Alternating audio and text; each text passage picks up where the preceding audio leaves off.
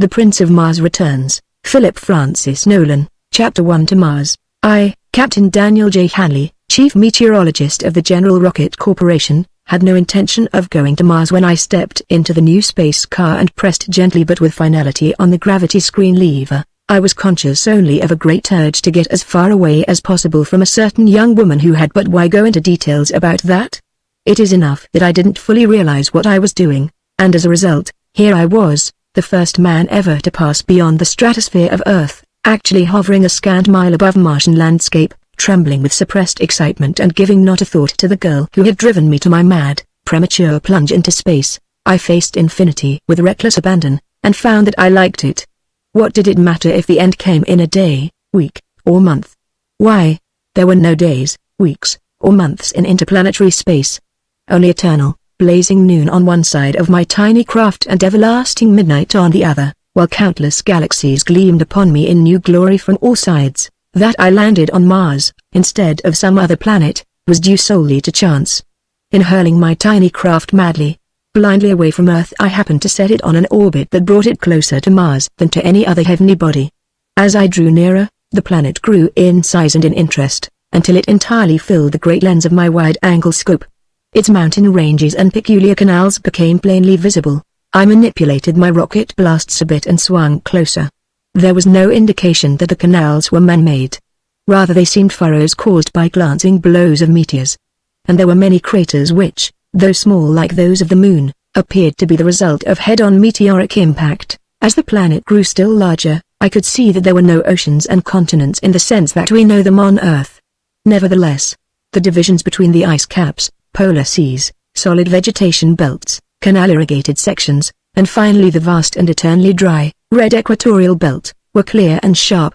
The northern and southern hemispheres, widely divided by this belt, seemed duplicates. Why not inspect the planet at close range? I asked myself. So here I was, easing down over a countryside such as no man of Earth had ever seen. Through the forward port I gazed upon a country of scrubby, dwarfed, cactus-like trees and shrubs, stretching away drably to where a ribbon of water, one of these much-discussed canals, sparkled. To my left, toward the equatorial belt, the vegetation became more dwarfed and sparse, until its pale, yellow-green blended into the deeper, reddish tint of the arid desert. To my right, a rolling plain swelled into distant hills heavily covered with the yellow-green foliage. On the horizon, a range of gaunt, jagged mountains flashed and shimmered like crystal in the pale, cool sunlight. Quartz. I muttered. They must be pure quartz. I brought my craft gently down on the bank of the little river that meandered along the canal or valley. With trembling fingers I opened the valve of one of the test chambers and watched the pressure gauge. I had feared an uncomfortably rare air, but the gauge registered a pressure no less than that of mountainous regions at home. There was more carbon dioxide and more hydrogen, but the oxygen content was about the same as on Earth. I could leave my little metal shell and walk around on a new planet. Excited, I threw back the hatch at the top of my little hemispherical craft and leapt out joyously. I landed, not where I expected but 15 or 20 feet beyond. I had forgotten that I would weigh only about a third as much as on Earth. But with a little practice, I found I could gauge my muscular effort instinctively to the desired distance. It was a delightful amusement, leaping 25 or 30 feet with the effort of an 8 or 10-foot jump. But finally I gave some consideration to my position, and now, I told myself, here I am on an utterly strange planet. I have no idea what dangers I may have to face. I don't know whether intelligent beings live here or, if they do, what their attitude toward me might be. It might be just as well to have an ace in the hole. I'll hide my ship, mark the spot well, and then if by any chance things should get too hot for me, I'll have the means in reserve to do a fade out. I studied the banks of the stream. Obviously the little river was at high water mark. That was good. There would be no more powerful current than this to wash my ship away then, for it was my intention to sink her in the middle of the stream. Again I climbed aboard, closed the hatch. Letting my space car drift a few feet above the water, I maneuvered over the center of the stream and then submerged. The ship went about 10 feet below the surface. I had previously unloaded the equipment I meant to use, so nothing remained but to put everything in order, enter the airlock, adjust the pressure, and dive down and out through the port. I realized, as I donned my woolen shirt, leather breeches and puttees, that the sun did not shed as much warmth on Mars as on Earth. It seemed scarcely more than half the size to which I was accustomed. As I rolled up my blankets, I had little doubt I would need them after nightfall. As yet I had seen no sign of animal life. But there were many spots on Earth where a visitor would find none for miles. So that proved nothing. I strapped a heavy automatic to my thigh, clasped on a cartridge belt. As an extra precaution, I slipped a smaller automatic in a shoulder holster which I put on under my shirt. For the rest, I thought, my hunting knife and short-handled axe might prove serviceable. Marking the position of my submerged spacecraft by carefully sighting the distant mountain peaks on crossed lines, I shouldered my light pack and hiked toward the gleaming, flashing mountain range. It was glorious to weigh no more than about 60 pounds, and yet have muscles that had been accustomed to carrying 170. Walking did not give them the exercise they demanded after the long period cooped up in the little spaceship, so I ran with exhilarating lightness, practicing long and high leaps as I went and shouting, at times, from sheer, unrestrained joy. I had gone about 5 miles when I first saw her. The scrubby undergrowth had given way to another cactus-like type of vegetation. The trees of Mars, slim and tall with stubby, blunt branches. They bore no leaves. Rather, both trunks and branches seemed to be leaves in themselves, pale yellow-green and semi-transparent. A thin syrupy sap ran freely from one, which I scored with my axe. The sudden flash of a movement somewhere ahead of me arrested my eye. Abruptly I halted, standing motionless, alert. I saw nothing but the yellow-green trees. I shifted my axe to my left hand. Quietly my right fist rested on the butt of my automatic. I advanced, poised for instant action. From somewhere ahead came a metallic twang. I ducked. A heavy missile thudded into the trunk of a tree directly behind me. Then a girl stepped confidently forth, about 20 feet away. Evidently she thought she had hit me, for her first reaction was to start back at the sight of me standing there. Hastily she dropped the 4-foot tube she held in her hand, and in something like a panic, tugged at a kind of quiver or a sheath slung across her shoulder until she held another tube pointed straight at me. For some moments we stood motionless, gazing at each other in amazement. I had rather expected to find life of some sort on Mars, and was even hoping to find intelligent creatures of some sort. But to find a pretty, golden-haired Amazon, in green kilts, soft leather leggings and loose, sleeveless blouse that did not by any means conceal her slender form well, that took my breath away. Chapter 2 Lilrin of the Tana. At last the significance of that tube, pointed at my chest unhesitatingly, broke through my stunned thoughts. I dropped my axe, held out my empty hands in a gesture of friendliness. "Can't we be friends?" I smiled, knowing full well my language would not be understood, but hoping that my tone might. Her reply, uttered in a soft, euphonious tongue, was obviously a question. And feeling a bit foolish, I tried to indicate by gestures that I could not understand her. For a moment she watched me. A quizzical look crept into her green-blue eyes. Then she laughed and lowered the tube a bit, but quickly covered me again as I stepped forward. She was taking no chances, it seemed. For again her eyes flashed a warning as I sought to recover my axe. She motioned me back. As I complied, she walked over and picked up the axe herself, never taking her eyes off me. Next she motioned toward my knife. I tossed it at her feet, and she picked this up also. The automatic strapped to my leg meant nothing to her, seemingly. She did not demand it. Feeling safer now, she stood back and surveyed me speculatively. At length she motioned me to precede her in the direction of the distant mountains.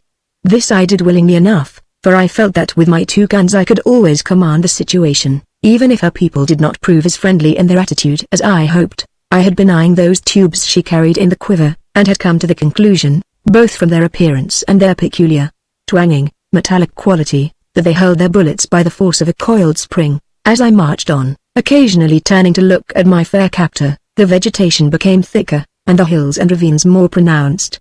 Coming to the top of one of these ridges she called out, and by gestures commanded me to turn sharply to the right. A bit later she paused and gave a peculiar whistling signal. This was replied to from some point ahead, and we went on. I hardly know what I expected to see. It certainly was not the type of structure we finally came upon. Sheer walls of a glassy, translucent, solid material rose to a height of 50 feet or more. At least I judged them to be solid. I could see no joints or crevices. There was a triangular opening. Through this peculiarly shaped gateway I strode on a pavement of material similar to the wall, which was worn smoothly and deeply as though by centuries of countless feet. The space inside the wall was diamond-shaped, about 1,000 feet long and probably 3/4 the distance at its greatest width. The entire space was paved with a solid sheet of the glassy material, in which smooth troughs or channels had been worn, in contrast with the solid and permanent nature of the walled space, which gave evidence of high engineering skill. There was no shelter inside except some 2 or 3 dozen tents, not unlike Indian teepees, of pale green leather over metal framework. There were a score of men and women about, all garbed exactly like my captor, golden-haired, blue-eyed people of somewhat slighter build than the average on Earth, but otherwise remarkable only for the uniform perfection of their physique. Men and women were of about the same height, none of them coming within several inches of my 6 feet. The men were only slightly sturdier than the women, and all seemed in perfect physical condition, like trained athletes. I did not see a fat nor a flabby individual among them. Our appearance caused no great excitement, though a number gathered around us and my captor was questioned with mild curiosity. But they made way for us readily enough at her explanation. Quite at ease now, she walked beside me, having sheathed her gun, touching my arm occasionally to direct me toward a tent in the center, somewhat larger than the others.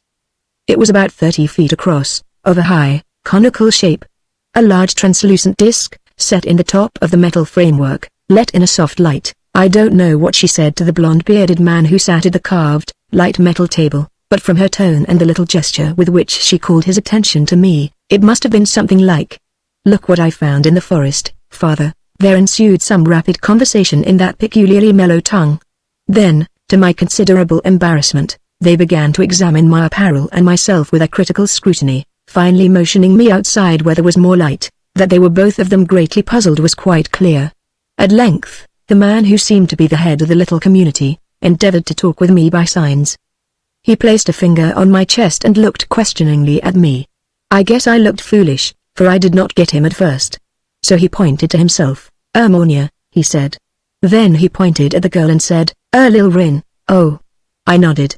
"You mean those are your names?" Then I pointed to myself and bowed. Dan Hanley, Captain Daniel J. Hanley, the United States Army Reserve Corps, at your service." "Dan," said the girl softly, as though the name was somehow both familiar and amazing. Then Morna waved his hand, generally, toward the people scattered about the enclosure. "Dan," he said. From which I surmised that the part of their name was a clan or community designation. I smiled and put my finger on his chest. "Mornia," I said. Mornia." He seemed a bit taken aback at the freedom of my gesture, but smiled his assent, if a bit wryly. Then, I turned to the girl, and suddenly curious to see what would happen, placed my hand boldly on her shoulder as I spoke her name. For an instant Mornia was about to lash out at me in fury. Lil Rin's eyes blazed in indignant resentment. Then suddenly she blushed and tried to act as though I had done nothing she thought unusual, while with a struggle her father strove to assume the same air. Here was no race of barbarians, nor of slaves, but people of high spirit, independence, culture, and quick intelligence. I sensed that I had committed a grievous offense, which was forgiven me instantly in view of my ignorance. I sensed, too, that they must regard me somewhat in the light of a guest. Some imp of perversity led me to puzzle them still further when, after a bit, they motioned me within the tent again, where a meal was laid out on the table. I looked curiously at the unfamiliar viands of fruits and vegetables, most of which I had never seen. There was meat, and a fowl of peculiar shape. All of the tableware was of metal, a pale alloy that looked like gold, but it was not. The platters were inlaid with iridescent stones, and there were spoons, but no knives. My hosts used the blades which they took from the sheaths at their belts. I made an apologetic gesture and went to my little pack, which had been laid in a corner. From it I took my silver knife and fork, and returned to the table. They strove to conceal their curiosity, but stared frankly. It was on the fork that their interest centered. Not only its shape seemed unfamiliar to them, but the sterling silver itself. The girl watched my use of it with a kind of fascination, then actually blushed and giggled when I handed it to her. Her father frowned and made another serious effort to question me by gestures. At last I gathered his meaning. He wanted to know whence I had come. I pointed upward, toward the sky. His frown increased, and he shook his head. My explanation wasn't at all satisfactory, it seemed. Nor did I wonder at this. And the thought came to me then that it would be just as well not to try to explain. I wouldn't be believed. Who on earth, say, would be believed if he claimed to be a Martian? True, I might exhibit my little spacecraft in substantiation of my story. But, I did not know that sooner or later my life might depend on keeping its existence and its hiding place a secret. So I shrugged and let it go at that. Chapter 3 The Birok. Night came. a new tent was erected for my use. And when at last I tired of the glory of the 2 Martian moons which swung low and swiftly across the scintillating heavens, and Lil Rin had given me a curiously speculative smile of adieu, I went inside and threw myself on the pile of soft skins and silks that evidently was intended as my couch. Almost at once, I slept. The days passed swiftly. Little by little I learned their language. It was hard pulling it off at first, but I had always had a certain facility with strange tongues. I learned something, too, of Martian life and history. Mornia, Lil Rin's father, was my Ilah, supreme chief of the a clan of a race which, like the Cossacks on Earth, was somewhat nomadic in its inclinations, and jealously guarded its tribal traditions. Mornia, with his 7 Mayas, or sub-chiefs, was at present in the service of the northern cities. For 5 successive years the clan had contracted with the northern cities to guard the desert gap in the Quartz Mountains and the approaches to it. The work of the clan had consisted chiefly in keeping the territory south of the gap clear of the Duliels, or yellow apes, beasts of almost human intelligence. These Duliels, I gathered, possessed a higher order of mentality than any of their counterparts on Earth. They were tailless, walked erect, but had prehensile feet. They were covered with a golden-brown fur, and though larger and more muscular than Martian men, were more human than ape-like in build. They were omnivorous, hunted in packs, had rudimentary language, and fashioned crude clubs and spears, yet, they were distinctly not human, Lil Rin informed me. After 2 or 3 generations of captivity, she said, they make excellent slaves. Unless they taste blood, they can be trusted invariably to be loyal to their masters. They bring higher prices in the slave markets because they are stronger and more docile than men. That is, the domesticated ones are more docile. About 2/3 of the city populations are Duliel slaves. You know, Lil Rin looked up at me slyly. The reason I tried to shoot you the day in the forest was because I thought you were a Duliel. We were sitting on an outcropping of rock, a great scintillating quartz boulder, gazing down a gentle slope toward the canal. There was speculation, and it seemed to me, a bit of suspicion in Lil Rin's steady gaze. Why do you look at me that way, Lil Rin? I asked. Because I have dark hair, unlike your people. I thought perhaps she had not heard me, for she did not answer at once. For several moments she mused. Danenlich, you are like no living man on this world. She finally blurted out. Then, just as suddenly, she was all solicitude. I am sorry, I had no right to say such a thing. The ancient custom forbids anything that would make a guest feel uncomfortable. My offense is unpardonable. That was my cue. No, it isn't, Lil Rin, I protested. You and your people have been so kind to me that explanation is the least. No, no, she cried, jumping up and putting her hands over her ears. I won't listen. You mustn't tell me anything. It wouldn't. A weird, shrill, wailing cry somewhere down the slope in front of us interrupted her. I'm not easily startled, but for an instant I felt a chill shoot up my spine. Lil Rin stood in an instant, rigid, motionless, staring pale and wide-eyed in the direction whence the sound had come. It's a Baroque, she gasped, tugging at the quiver in which she carried her bolt-hurting tubes. Run, Danenlich, run. You can't fight it without bolts, and even then, you have to get it with the first shot, or... Then I saw the thing. It was a gigantic yellow-green spider. Its legs were fully 12 feet long. Suddenly, it straightened them and the furry body, which had been resting close to the ground, rose as though on stilts. Clearly, the thing sensed our presence and was looking for us. Instantly, those legs began to move with amazing rapidity. The body seemed to swoop down and glide swiftly toward us with an easy, undulating swing. It would be upon us in a moment. Instinctively, I drew my automatic. Quick, Danenlich. Run, said Lil Rin, sharply, and stepped between me and the poisonous monster. Her tube leveled. There was a whir and a clang. The bolt shot true toward its mark. But, with unbelievable agility, the great spider leapt forward. Lil Rin uttered a little cry of despair, and threw herself in front of me. I squeezed the trigger of my gun. The shots blended into the roar as a succession of stabbing flashes leapt from the muzzle, for I emptied the whole magazine at the thing. As before, the beast leapt sharply to one side, but not quickly enough. The long legs crumpled up, and after 1 or 2 convulsive movements the thing lay still. At that, I believe it had dodged all but the first bullet. Chapter 4 I wed Lil Rin. Lil Rin recovered before I could make up my mind to leave her long enough to go down to the stream for water. What was it, Danenlich? That terrible noise? And you really killed the Baroque? Impossible. How did you do it? I showed her the automatic, at which she gazed, fascinated, as I refilled the magazine. Then she looked up at me with her big blue-green eyes. "You could have killed me just like that the day I shot at you," she said. "And I didn't have sense enough to take that machine thing away from you." "Why, yes," I laughed. "Of course I could have, but I wouldn't." I broke off, for Lil Rin did not join in my laughter. Instead there was a look of almost tragic solemnity in her eyes. "You not only spared my life when I treated you as an enemy, but saved it as well from the terrible Birok. My life no longer belongs to me, but to you to do with as you see fit." She stood there, straight and slim and brave. Her little jaws clenched in the effort to hold back the tears that would not be denied. Then, she whirled away from me and broke into uncontrollable sobs. I wanted to comfort her, but I was badly flustered. I knew nothing of Martian customs at all. This girl was as much of a soldier as the men of her clan. Did she mean that I had a right to command her military service, or were her words to be taken literally? Lord, was I expected to claim her as my wife? "Lil Rin," I said at last, and she swung around toward me with a pathetic little air of submission. "Come here and sit down again.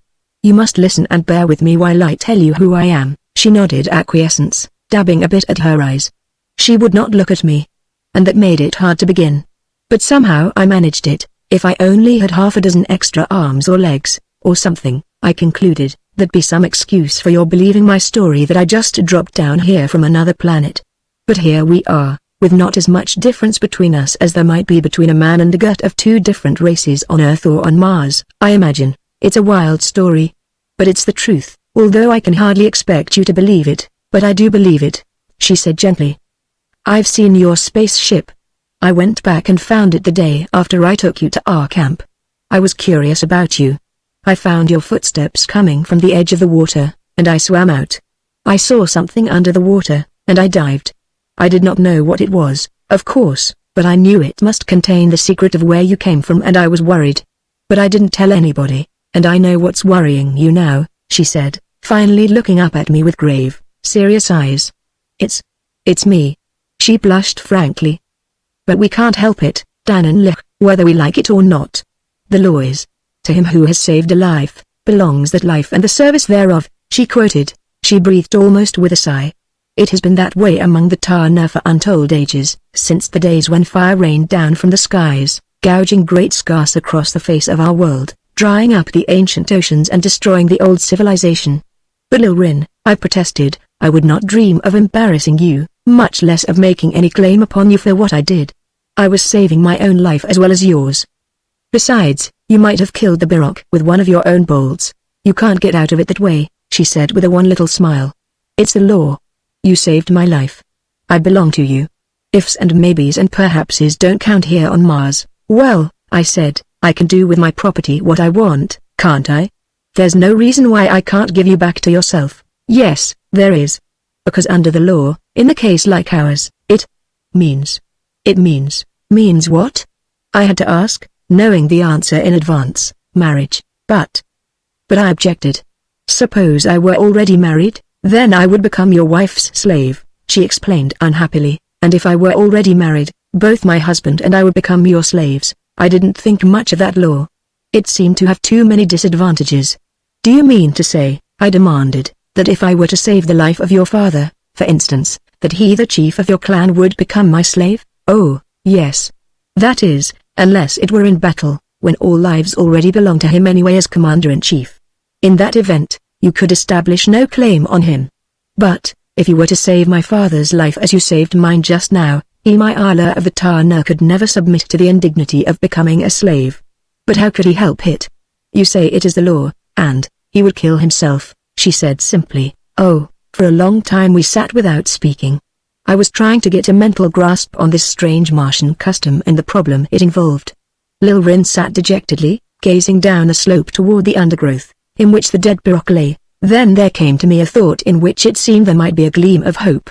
I put it up to Lil Rin. "I'm no therefore the laws of the Tarna shouldn't apply to me," I argued. "This would be true if Captain Hanley were on Earth. Travelers in a foreign country, while subject to the civil and criminal regulations in that country, are still citizens of their own state. As such, visitors cannot be forced into any kind of contract marriage if such is to their rights in their own nation.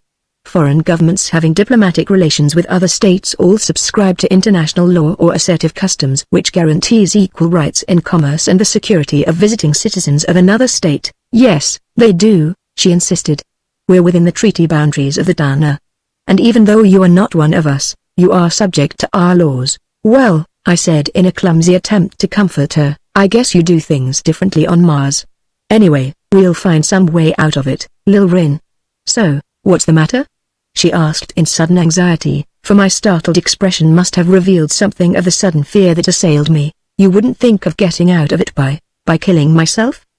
She smiled sadly. No. I don't want to kill myself. I want to live. Oh, without warning, she burst into tears and then began to laugh hysterically. She jumped up and started to run back to the camp, then paused and returned slowly. You wouldn't run away, would you? She was pleading with me. Because if you did, they'd cast me out as a deserted wife. Then she was gone, her slender little figure flashing in and out among the pale green stems of the forest as she ran back toward the camp. It was a crazy situation, all right. But, no crazier than the fact that I was on Mars. I pinched myself hard and winced. No, this was all real enough. I gazed around at the pale yellow-green vegetation, with its strange, unfamiliar forms. Low over the horizon hovered the sun, not half the size it should be to earthly eyes. Overhead, the strange tiny moons of Mars, moons only a few thousand miles distant and quite visible though it was broad daylight, hurled themselves across a cloudless sky with a speed that was visibly tremendous. Scarcely a thing on which my eye rested had any aspect of familiarity to me. Yet, everything was vividly real. As to the girl, well, I didn't see what I could do about that. I sighed, and bent my steps slowly back toward the camp of the Dana. By the time I got there, the entire clan was drawn up in military array. Lil Rin, pathetically courageous, stood with her father several paces in front of the line. When she saw me, she said something to Mornia and stepped forward to meet me. We have to go through with it, Dananlich, she murmured. Don't hate me too much. Don't worry, little one, I whispered. They make you my slave, or wife, whichever it is. But they can't make me treat you like a menial. You shall always be as free as you are now, and I gave her a little squeeze to reassure her. Your kindness makes me more your slave ever, she whispered in reply. Now come, she led me before her father. He read some formula rapidly from an inscription on a metal plate. It looked like gold which he took from a leather case slung over his shoulder. He spoke rapidly in some other tongue than that used normally by Dana, so I could not follow him at all. Then Lil Rin bowed her head, and he placed my hand on her fair hair. Were there tears in her eyes? I wasn't sure. She kept her head averted from me. The simple ceremony was over in a few moments. The clansmen took it all very solemnly. They gathered in little groups as they walked away, and there were many curious glances thrown over shoulders at us. Mornia held out his hand to me, and I grasped it, earth fashion. But I could sense that there was no excess of warmth in him at the idea of Lil Rin's marriage to me, an unknown and mysterious outlander. For Mornia, of course, did not know my full story. Lil Rin had not dared tell him, nor in all probability would he have believed it. He looked at me searchingly with troubled eyes. I stammered some promise to him that I would always consider Lil Rin free, but I don't think his mind was on my words. He muttered a perfunctory benediction of some sort. Then he too turned and walked rapidly away, leaving us alone together in the center of the big square. Chapter 5 Honeymoon and Disaster. There were no festivities. Nobody seemed to be happy. Certainly Lil Rin and I were not. We had gone through a meaningless formula, one that was acceptable to none of us. Yet, there seemed to be nothing that could be done about it. Lil Rin timidly interrupted my musing. I shall get our supplies, Dananlich, if it pleases you. And, supplies? I interrupted. What for? We must leave the clan for 3 days, she explained. Our wedding trip, you know. But look here, Lil Rin, I objected. That isn't going to mean a thing to us. I don't see why. We don't actually have to go, do we? She nodded her head. It is the custom. We won't need so very much. I'll be back with our supplies presently. I stood there frowning. The clansmen avoided me. I saw too that they avoided Lil Rin. The newly wedded bride and groom were to be ignored, cast out, avoided for an arbitrary period of 3 days. It would appear. Lil Rin returned presently, laden with bags of food and weapons. Uncomfortably I remembered the birok. Strapped to her back was one of those light metal tent frames, and rolled and thrown across her shoulder was the tent itself. She staggered a bit under the burden. I hastened to her side, but she motioned me away. "No, no, Dan," she said. "It is I who am the slave mate, not you. It is I who must carry the burden." "Nonsense." I began with some heat. "It is the law," she said simply. "It is I who will suffer if you do not let me obey it." I glanced quickly around. The clansmen were watching us intently. So I had to give it up. I shrugged my shoulders helplessly. Feeling meaner than I had ever felt in my life before, I followed Lil Rin as she staggered through the triangular gate, away from the gleaming walls of the fortress-like edifice, off into the yellow-green forest, but once beyond sight, a single bound carried me to her side. Heedless of her protests, I took all of the burdens from her. To my earth muscles, the load was trifling, and now, I laughed, "Where do we go from here? And why didn't you bring 2 tents? Anywhere you say," she rejoined with the nearest thing to a smile since I killed the Birok. "And I shall sleep outside, if you want me to." "You'll do nothing of the sort," I muttered. "I will." There were low hills a few miles beyond the canal, and we turned our steps in that direction. Lil Rin had regained a bit of her gaiety, but was clearly ill at ease. We chatted in more or less desultory fashion as we went along. At a point somewhat higher up than that at which I had concealed my little spaceship, we prepared to cross the river. I thought with a little pang of my spacecraft. Perhaps Lil Rin would like a ride in it. Why, I might even take her back to Earth with me, but, no. It wouldn't be as though we were really in love with each other, had really ever been married. So I left my thoughts to myself. We paused at the bank of a stream. All of a sudden, Lil Rin gave a shriek of alarm. I looked at her quickly. I had a fleeting impression of her startled glance at something behind me, of a twanging noise from that direction. Something hit me with a tremendous blow on the back of the head, and I knew no more. I don't know how long it was before I revived. The pain in my head was terrific. Only by the most desperate effort of my will did I avoid slipping off into unconsciousness again. Little by little, I struggled to my knees and looked around me, fighting the nausea in my stomach. Lil Rin was gone. So was all our baggage. There were marks in the soil as though a struggle had taken place. I staggered to my feet. My gun was gone from my thigh holster. But I still had the little automatic inside my shirt. It was not hard to tell what had taken place. An abduction. I had been shot down from behind. Lil Rin had struggled, but had been overcome and carried away. So hasty had been her kidnappers that they had not searched me thoroughly, which was certainly a break from my viewpoint. It stood to reason, of course, that Lil Rin's abductors had not been members of her own clan. Who, then, were they? Members of a similar clan of nomads? Or men of another race, from north of the barrier? Well, what to do? After a little of my strength came back, I got into action. My spaceship was under the water where I had left it. But the marauders apparently had found it, for one of the hatches and not that of the airlock had been opened. The sphere was filled with water. It would have to be dragged ashore and rolled over to be emptied. For a moment, I hesitated whether to return to the encampment and arouse the Tarnair or not. But it would mean further loss of precious time, so I didn't give that angle a second thought. And a moment later, my helplessness gave way to sudden excitement. For my desperately seeking eyes had caught marks on the bank of the stream, boat marks, as though a watercraft of some sort had been run up there. It was easy to see that the stream did not flow much farther in that direction. The presence of those boat marks indicated flight in the opposite direction. Away I went upstream along the canal valley in prodigious leaps of 15 feet and more. On Mars, Captain Hanley's weight would be 1/3 of normal. But the difference in gravity would not affect his muscular strength. Hence, on Mars he would be 3 times as strong as on Earth. I was confident that my superiority over the Martians in speed, in strength, and in the weapon I still cuddled beneath my arm would enable me to overcome great odds. Time was the important element right now. At length, I came to the gap in the great quartz barrier, where at some far distant age in the past the meteor, which had plowed this canal scar in the face of the planet, had cut through. As yet, I had caught no glimpse of a watercraft. A faint hail reached me from the glittering rocks above, and a figure stood forth, arm upraised. I recognized him as one of the Tarnair. I was up in the face of the jagged cliff and at his side in a few moments. It was a young man named Eldor, on guard duty at the gap. A wheelboat, he told me, had gone downstream and returned. But he had seen no one in it except 4 northerners, with a crew of Duliels at the wheels. Still, he added, the forward deck was covered. Many people might have lain bound and gagged beneath that cover. It's not part of the Tarnair's duty, he went on, to interfere with the northerners themselves in their very rare passages back and forth through the gap. Our obligation under our treaty with them is simply to prevent migrations of the wild Duliels. As I dropped back to the canal gap and leapt away toward the north, I saw Eldor acing madly back toward the encampment to pass on my alarm.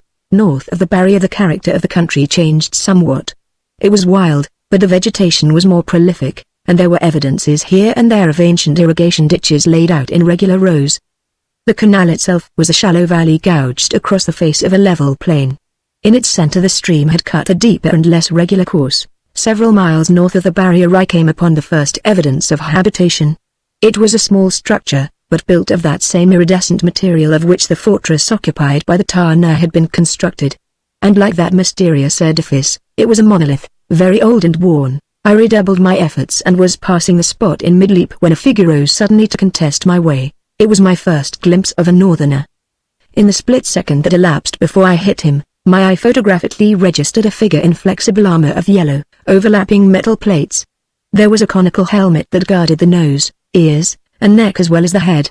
Curved plates fitted over the shoulders, arm pieces cleverly overlapped at the elbows. Completing the outfit were a skirt or kilt on which more overlapping plates were fastened, and what might be described as metal boots, hinged at the ankles. The fellow, in a panic of frantic haste, was trying to bring one of those long bolt-throwing tubes up at me. Evidently, my great leaps and speed completely upset his judgment of distance. My heavily shod foot came down on the tube, and we went crashing to the ground with a great clangor of metal. I was on my feet in an instant, but the Martian did not rise. There was a grotesque twist to his head. He had fallen, clumsily, and his neck was broken. His armor, I thought, might be useful to me as a disguise, and for an instant I considered appropriating it. But on second thought, I decided not to do so. It would be too awkward. I turned away and was about to leap on up the canal valley, which was becoming wider now, when I started back in surprise and alarm. Directly in my path was a mounted Martian. But it was the character of his steed that startled me. It was not a horse at all, but the only thing I could call it in any tongue of earth would be a dog. It was as large as a small horse and distinctly canine in appearance and in the intelligence of its eyes, as it stood there, softly poised, watching me as intently, as was its rider. The Martian was clad entirely in soft yellow leather, richly embroidered with sparkling beads. But his garb was not like that of the Dana. Instead of a loose sleeveless shirt, he wore a sort of collarless fitted jacket with long sleeves and a sash of scarlet leather. In place of the kilts, he wore tight-fitting leggings which covered his limbs entirely. He sat well forward on the back of his strange mount, with his toes hooked into peculiar stirrups just back of and under the animal's forelegs. The saddle was, in reality, a combination saddle and collar with a metal handle on the top of the latter part. There was no bridle. The rider evidently guided his mount by voiced commands, or possibly by pressure on the collar handle, though I judge the handle more to aid him in keeping his seat. Chapter 6 Intrigues of Gakko. For a moment we confronted each other, and in that brief spell I was conscious of a liking for the handsome young face before me. In it was nothing of fear, though this Martian knight had no weapon that I could see. But he sat watching me with a shrewd and alert interest. Then he raised his arms and held them wide, palms forward, in the Martian gesture of friendship. I glanced, uneasily, at the body of the dead guard. He noted it, too. "It is nothing," he said. "An accident. I saw it all." The fellow exceeded his duty in trying to stop you without first challenging. He paused a moment. "You are the mysterious guest of the Tarna that Mornia was telling me about. I have never seen hair as dark as yours. What are you doing here? Are you Mornia's friend?" I asked softly, my hand slipping inside my shirt until it closed over the butt of the little automatic. I thought his eyes narrowed a bit at that. But he showed no alarm. "I am Mornia's friend," he declared flatly. "It was I who negotiated the treaty for the Tarna for the Council of Alarin, the greater lords of the polar cities. I was quite sure then that this lad had had no part in the abduction of Lilrin, and determined to take a chance on him. After all, I would need help of some sort in rescuing the girl. So I told him how I had been struck down, and of the wheelboat, as Eldor called it." His astonishment and indignation were obviously genuine. "And just what were you about to do when we met?" he asked, giving me a curious look. "Follow that wheelboat and rescue Lilrin?" He shook his head slowly in negative judgment. "You would not have had a chance," he said. "In the first place, you could not have overtaken it. I saw the speed at which you were leaping. I also saw the boat. In the second place, either Gakko, Alar of Gakalu, or one of his Epsin lesser lords was in charge of it. Then there were the Duliels at the wheels. They can fight, you know, and when handled by clever commanders, they are terrible adversaries. Oh, I know of the bolt thrower inside your garment, which your hand now rests on. I heard of that also from the Dana. But there were 50 Julials in that boat, and I don't think you have that many bolts in your weapon. Discouragement must have shown in my face, for he laughed. But it's not so hopeless as all that. A plan is taking shape in my mind.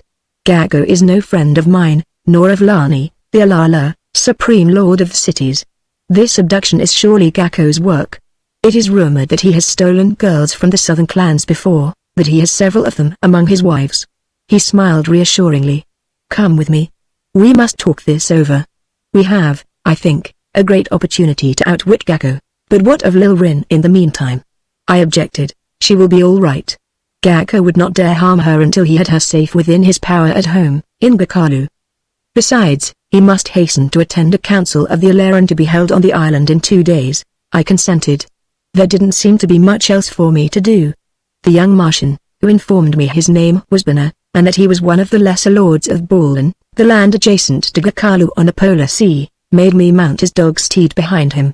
At his command the animal set off, leaping and scurrying up one of the ancient irrigation ditches away from the canal valley. Across a cultivated plain we scurried, between fields of melon-like plants, toward a range of low, verdure-clad hills. It took some skill to cling to the great dog's back, but so fast did he run that it was a matter of minutes only before we had plunged into the vegetation on the slope of the hills. The animal was now scrambling upward to where, in a clearing, stood one of those great iridescent monolithic fortresses such as that occupied by the Dana. In through a triangular gate we flashed, and as the great dog came to a slithering stop, uttering a thunderous bark, a number of Julials ran forward to take charge of him. It was the first chance I had had of seeing these near-human apes who served the Northerners as slaves. Very manlike they were in build and carriage, and covered from head to foot with yellow fur. But their eyes, so it seemed to me, did not shine with even as great intelligence as those of the dog steed. I mentioned this to Bana. They are not as intelligent, he replied. But they are more dependable, when through several generations of captivity they have been trained to their tasks. But they have their limitations. These fellows, for instance, are of use only in the steed kennels. Those over there have been trained to till the fields. They are good for nothing else. These, pointing to several who were patrolling the walls, armed with spears are good soldiers, although quite incapable of acting on their own initiative. They can comprehend only a single military command at a time. I see very few humans, I remarked. No, he replied. There are only a handful here, a few Ilden, that is to say, freemen and a dozen or so slaves. You see, this is merely an agricultural outpost. But its supervision comprises part of my duties, and I have to make periodic visits here. Bana insisted that I change from my earth clothes and put on a Martian suit, which he found for me among his stores. After that we tarried at the post only long enough for refreshments. While we drank lilkwak, that invigorating beverage the Martians make from one of their varieties of giant melons, Bana explained to me something of the law which held together the northern cities, 7 lands bordered on the polar sea, ruled by 7 Alarian. One of these, Lani, Alar of Hoklan, was by election Alala, or Supreme Lord of the Council of Alarian. Theoretically the Alarian were as subject to the law as the Epsin, or lesser lords, and the Ilden, or freemen. But as a matter of fact, they enjoyed absolute power, for accusations could be brought against a Martian of the polar cities only by one of equal or superior rank. There were few of the Alarian who would not welcome the retirement of Gakko from among them, but none who would risk the precipitation of a general war. Gakalu, the land ruled over by Gakko, was one of the richest and the most powerful of the Confederation, with strong natural barriers, a larger population of Ilden and slaves than any other land, and by far the greatest force of fighting-trained Julials. Likewise, no other Alar was anxious to give Gakko any cause for offense that could be avoided, but, Bana suggested thoughtfully, I think that the man with a just complaint against this tyrant, and the courage to slay or strip him of his power, would not be regarded as an enemy. Not, at least, by the Alala, the Supreme Lord, who fears Gakko's growing influence. Nor the rulers of Ballin, Tuskado and Ilmo, the Alaran of Trilu and Yonadlu. The lands beyond Gakko's on the other side of the sea, are definitely his supporters. But I do not know that even they would necessarily feel injured by his elimination. Certainly it would be their best policy to cultivate the favor of the other Alarian, in the event that Gakko were deposed or slain. Politics, it would seem, is the same on any planet with an intelligent population. It is not beyond the bounds of reason to suppose that the present crisis now facing Earth may not at some time have been duplicated in a remote planet. Banner paused uncomfortably. Now, I don't know whether you would resent being made use of in this way. You see, I'm being perfectly frank with you. But you appear to be determined to fight Gakko single-handed anyhow, and, well, I thought it might not be displeasing to you to know that you can count on a certain amount of secret help since your decision has already been made. Of course, if you fall into Gakko's hands you must realize that no Allah could go very far in giving you protection. The whole situation is rather delicate. I'm sure you can understand our position. He added hastily. I grew thoughtful at this. I did not like the idea of plunging into the midst of the political turmoil in a world with which I was virtually unfamiliar, of being made a cat's paw by certain of its rulers. I had not leapt all this distance from the encampment of the Tanner to become an assassin of Martian kings. I merely wanted to rescue Lil Rin and punish the villains who had abducted her. Of course, you are under no obligation to accept any aid at all, Banner put in shrewdly. My only thought was that you want to rescue the girl and, I'll do it, I said, jumping to my feet. Good, echoed Banner exuberantly. Come, Chapter 7. I trail Gakko's villains. A few moments later found me galloping with Banner at the head of a band of mounted duelials. Banner had supplied me with a great, powerful brute of a dog to ride. The beast looked understandingly at both of us when Banner turned him over to me. Wagging his immense tail, he accepted me from that moment as his master. Both the duelials and the dogs on which they were mounted accorded me the same understanding, at a word from Banner. The young Martian then drilled me in the words and methods of command necessary for their control. The most remarkable affection existed between the duelials and their mounts. There seemed to be a perfect understanding of commands and coordination of action. The dogs were more intelligent than the great duelial apes, but of course lacked much of their physical prowess. Both, Banner explained, were terrible in battle, although quite docile to the commands of their master, whoever was the leader selected by the Northerners for a particular task. To me, it was also comforting to learn that the duelials were trained to the use of the spear and a short, broad-bladed sword almost like a cleaver, and that they carried these weapons with them. We're taking an overland shortcut toward a little seaport at the boundary of Borland and Gakalu, Banner said. It is there, undoubtedly, that Gakko has taken Lil Rin. For once out on the sea, she will be in Gakalun waters, and he will have a run down the coast of only some 700 miles to Gakko's own city. Will we catch them there, do you think? Not we, he said frankly. Possibly you. But if you can't overtake them before they reach their own territory, I should advise you not to try it, but to journey on leisurely along the coast of the Polar Sea until you arrive at the city of Gakalu. Establish yourself there as let me see, now.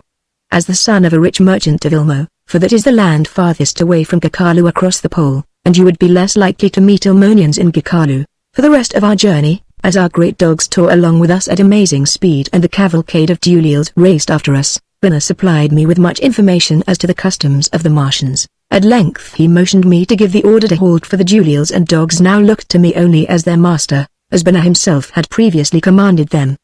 He pointed toward a silvery sheen on the horizon beyond a growth of short ferns. It is the sea, he said. Your way lies straight ahead. You will see the village after a little bit. Luck be with you, and may you return safe from this daring adventure, for there are many things I would like to discuss with you. Things which I feel I cannot talk over with you at this time. Besides, there has been so much information to give you. On what points are you curious? I asked, having a pretty good idea of what was on his mind from the surreptitious glances he had been casting my way. Well, for one thing, your coloring is like that of no man I have ever seen, he stammered, and his face grew red. Indeed, throughout all history, even back through the legendary period of the Great Reign of Fire, there is no mention of men with brown hair and deep blue eyes. You appeared suddenly from nowhere, it seemed, among the Dana. At least, so Mornia told me. Among the southern clans, it is considered bad manners to pry into the affairs of strangers and guests. He smiled deprecatingly. You see, our own customs are somewhat different. Does history or legend shed any light on the lands below the equatorial desert? I asked him. None, he admitted. It is a great subject for speculation among the wise men as to what may be on the southern half of the globe. We know, of course, that we do live on a globe and not, as it might seem, on a great, flat circular world. But somehow I do not believe you crossed that desert. Neither do the Dana, I laughed. What do you think, then? I asked. My thought is so wild that I hesitate to take it seriously. He was looking at me keenly. Have you ever watched the skies at night? and gazed on the green planet. By green planet, Bana meant of course Earth, for that is how Earth would look to the Martians. Often, I had to admit, I've often seen it from a distance. Well, considering the many space voyages I'd made, that was true enough. Have you ever wondered whether it was a habitable world? No, I never had to wonder about it. The look of disappointment on his face was eloquent. He had been shrewd, but he had been frank, too. I could but reply in kind. After a pause I added, I know that it is. What? Bana shouted. Then you really, yes. That is where I came from. Earth, we call it. Bana acted like one suddenly bereft of his senses. He shouted and laughed, waving his arms madly.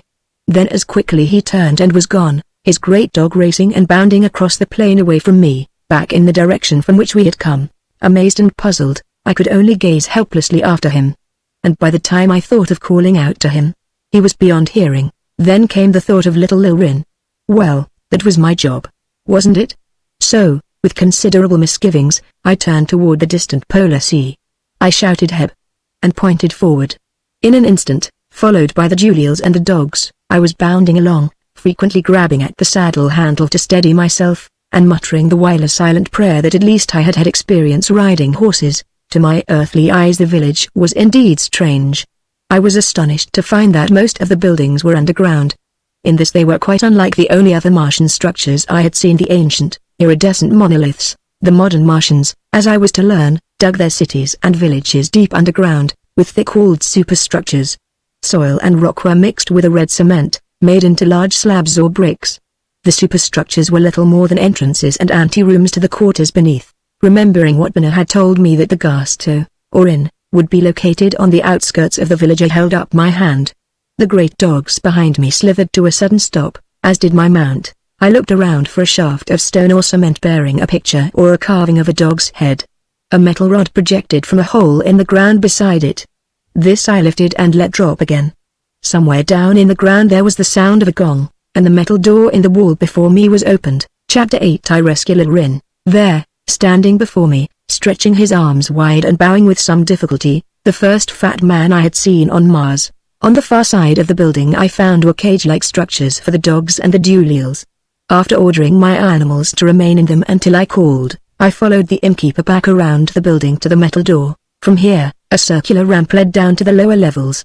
I stopped at the first level to pay my board and lodging with the heavy little red beads, rubies, I think they were, that the Martians use for money, since gold is far too plentiful. I drew a puzzled glance from my Martian host when I laughed because the little cage at which I paid was so much like a cashier's corner in innumerable little restaurants on a planet millions of miles away. My room proved to be on the third level down. I was shown from my room to the mocha, which I suppose would be translated in English variously as lobby, bar and more restaurant. It was on the first level below ground. Here, gathered about the great solid, carved blocks of quartz that served as tables, were seated some score or more of Martians, all of the elden class, or freemen. This, I gathered from the green sashes they wore like my own with which Bana had outfitted me. In a far corner of the room was a little party of 4, obviously strangers to the village, for like myself they seemed to be interested in their surroundings. They surveyed their neighbors with some curiosity. 2 of them were Epson lesser lords. They wore the red sash distinctive of their class. The other pair were Elden, a couple of slaves, obviously members of the party and not in attendance, garbed in the black that denoted their position in life, hovered in the background with big bowls and jugs.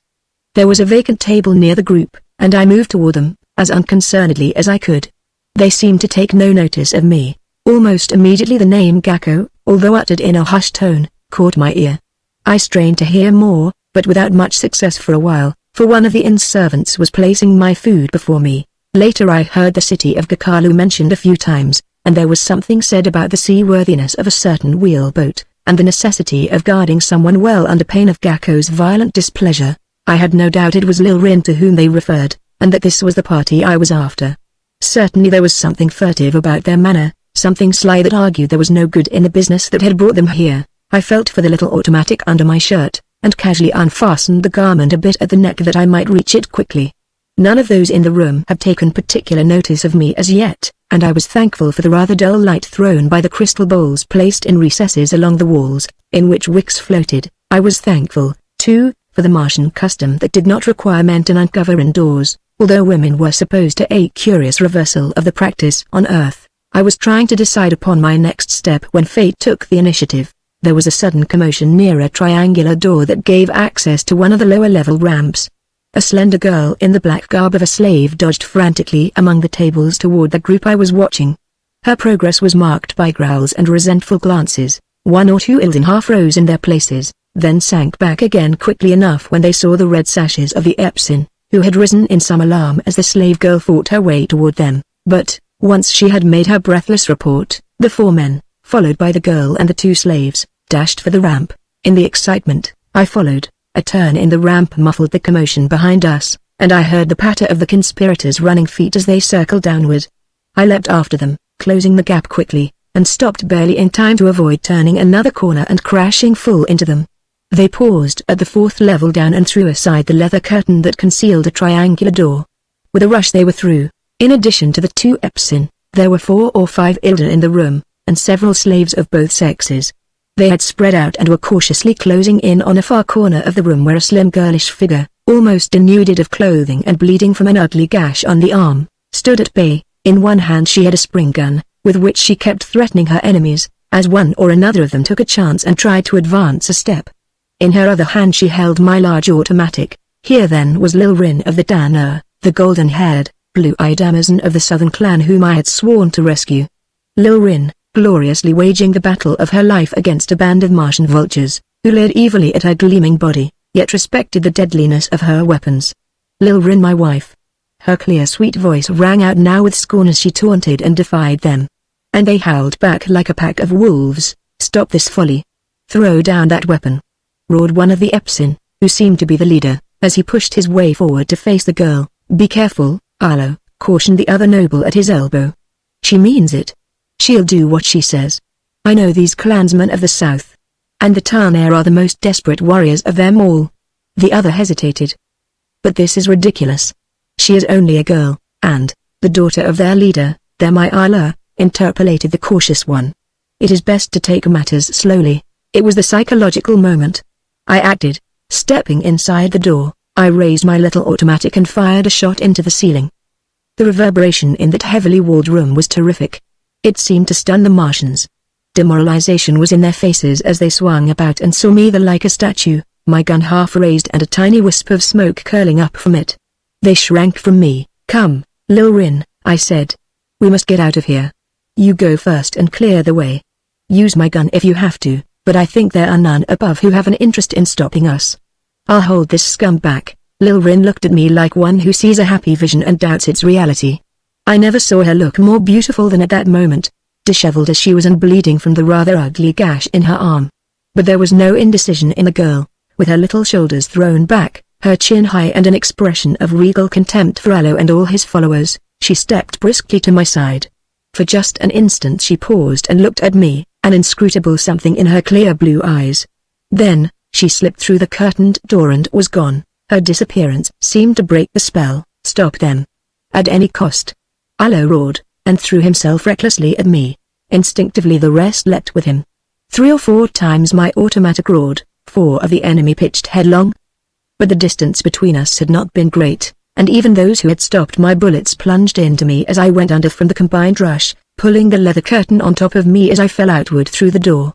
As fast as I could press the muzzle of my gun against a new mark I pulled the trigger, but my head was entangled in the curtain and so many Martians had fallen on top of me that I could not at once wriggle free. It was then that I heard the heavy roar of Lil Rin's gun. 5 times, at evenly spaced intervals, she fired, evidently aiming with calm deliberation. Then all was quiet, save for the groans of the Martians around me, and the curtain was lifted from my head. I struggled to my feet, to meet Lil Rin's anxious and inquiring gaze. Are you hurt, Dan and Luck? She exclaimed. I was afraid they had gotten you. Now what shall we do? In a few breathless sentences I explained to her how Bonaire had helped me, told her of my Julia cavalcade as we raced up the ramp. We found the Mocha, the inn's public room, deserted. Nor did anyone appear to halt us before I blew a shrill call on the whistle Bonaire had given me. The great dogs and the yellow apes came racing to us around the corner of the building. I made 2 of the Julials ride double, and Lil Rin leapt on the back of the spare dog after I had bound her injured arm with a strip torn from her garment. And then we were racing away from the village, through the yellow-green ferns and back across the plain toward Barchaw's post. Chapter 9 I Become a Legend. You've cancelled the debt of life forfeiture, Lil Rin, I said to her. She gave a nod, quick look and laughed. No, that didn't count. I told you. The slave is obligated to protect the master in battle. And besides, that is the second time you have saved my life. I'm doubly forfeited now, Danon Lich, whether you like it or not. I do like it, that is what I mean. I'm not accustomed to enslaving girls, I stammered. Besides, Lil Rin sighed. Then you must be awfully good at things you really are accustomed to, she said, and looked abruptly away over the yellow-green prairie as our strange cavalcade thudded madly on. For an instant my heart pounded. Did she mean? But, no, that couldn't be. Certainly Lil Rin did not want to be a slave. She, daughter of the chieftain of a warrior clan. Slave. Why, the girl was technically and officially my wife. There was no pursuit. Lil Rin and I between us had accounted for nearly all of Alo's party. It was my impression that none had escaped, except perhaps a couple of the slaves. Presently the girl's eyes caught my own. Before 3 suns have passed, the town heir and our allies among the clans will be in arms against some or all of the polar cities, she said simply. Then, suddenly, Lil Rin was all emotion. Well, let it be, she cried fiercely, clenching her little fists. It had to come. The legend must be fulfilled. Legend? What legend do you mean, Lil Rin? But that was all that she would say. In due course we neared the agricultural post from which Bana and I had set forth such a short time before. Not 12 hours had elapsed. Captain Hanley's watch was of great convenience. He had found that the Martian day was almost the same as that on Earth. As we drew nearer an Ilden, or Freeman, rode forth on a dog to meet us. But he paused suddenly some 200 or 300 yards away, gazed intently at us, then turned and raced madly for the post, waving his arms and shouting something. But he was too far ahead of us for me to hear what it was. I thought no further about the Ilden. But when we arrived, I was amazed to see no less than 150 spearmen, in full armor, drawn up in military formation. And at their head, in golden armor, of vermilion cloak over one shoulder, stood Bana of the Gap. In the rear stood rank after rank of Duliels, minus armor, but armed with those terrible, short, broad-bladed swords. I halted in surprise, as if he had been waiting for this signal. Bana tossed his spear into the air. Hail to the hero of the legend, he shouted. To the Allah of the Green Star. In amazement I turned to Lil Rin, and to my still greater astonishment found her not surprised at all. I knew it, she was saying softly. From the beginning I feared it. And there was something of both tragedy and pride in the tear-dimmed eyes she turned to mine. You heard him say it, she continued. The legend of the Green Star. And you, Danon Lich, are the hero of the legend. And the legend shall be fulfilled. And then this little golden Amazon with the green-blue eyes did the last thing I had ever expected to see her do. She fainted and tumbled headlong from her saddle. In an instant I had leapt from my own mount and picked her up in tender arms. Poor kid. She must have gone through a lot while in the hands of Alo and his villains. Bana, too, came running to us and offered to carry her into the little fortress, but Lil Rin on Earth would have weighed no more than 115 or 20 pounds. To my sturdier Earth muscles, she seemed no more than 35 or 40 pounds. I lifted her like a child and carried her into the building. Chapter 10 Danon of the Atlantean. That night, while the bright little moons of Mars sped swiftly across the starry sky and Lil Rin slept, Bana told me of the legend of the Green Star. It is a strange mixture, he said, of historic fantasy and more definite tradition. It has a great hold on the popular imagination, not only among us of the polar cities, but among the people of the southern clans as well. It is said that once, untold ages ago, Bana went on, no men lived in this world of Mars, which was inhabited by great beasts and by the progenitors of the Duliels, who were supposed to have stooped a bit as they walked, and to have had tails by which they could hang from trees. A quaint idea, that. To think of an animal using its tail in that fashion. But there was another world, where the vegetation was of a much darker green, and where there were great seas and oceans, yet too much land for this world was larger. And, another quaint conceit, there were men of many different colors living on this world, black men, brown men, red men, white men with yellow hair, and white men with black hair. And among all these different kinds of men there was one race superior to the rest, for they were far advanced in intelligence, in the arts and sciences, and were able to make war with lightning and thunder. Indeed, they had machines which would run themselves and accomplish in trifling time the work of many selves laboring over a long period. And over these men, the men with yellow hair and green-blue eyes, there ruled a chief whose name was Danon, Allah of the Antin, or Island Men, as these yellow-haired ones were known. For although their land was large, it was surrounded entirely by an ocean, and thus separated from all other lands. Now it happened in the course of time, Bana continued, that from out of the void of space, there came rushing a little world or planet that had nothing to do with the sun. Danan's wise men, after making many careful observations and calculations, told him that this planet seemed certain to hit the green world on which they all lived, that, in particular, this little planet would probably strike the Atlor Island, on which they had their dwelling places. Danan's wise men even went so far as to say that the roving planet would most certainly destroy the Atl, probably the whole world, so that all men would be killed. It was then that Danan put other wise men to work, constructing a great ship which would fly through the void of space, just as many of the ships of the Atlantean at that time were able to do.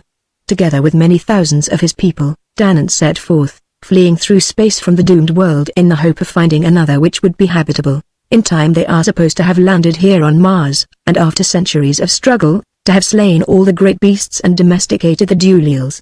But in the meantime, through the great lenses which they used to magnify sight, they saw the little world hit the big one from which they had fled and then bounce off again, taking with it much of the material of the big world. This became a moon, only much farther away than our two moons, and much larger, but only portions of the big world appeared to have been destroyed.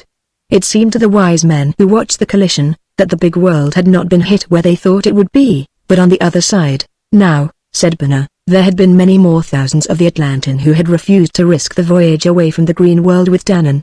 Ya Allah! Danan wondered if these people might not have escaped annihilation, after all.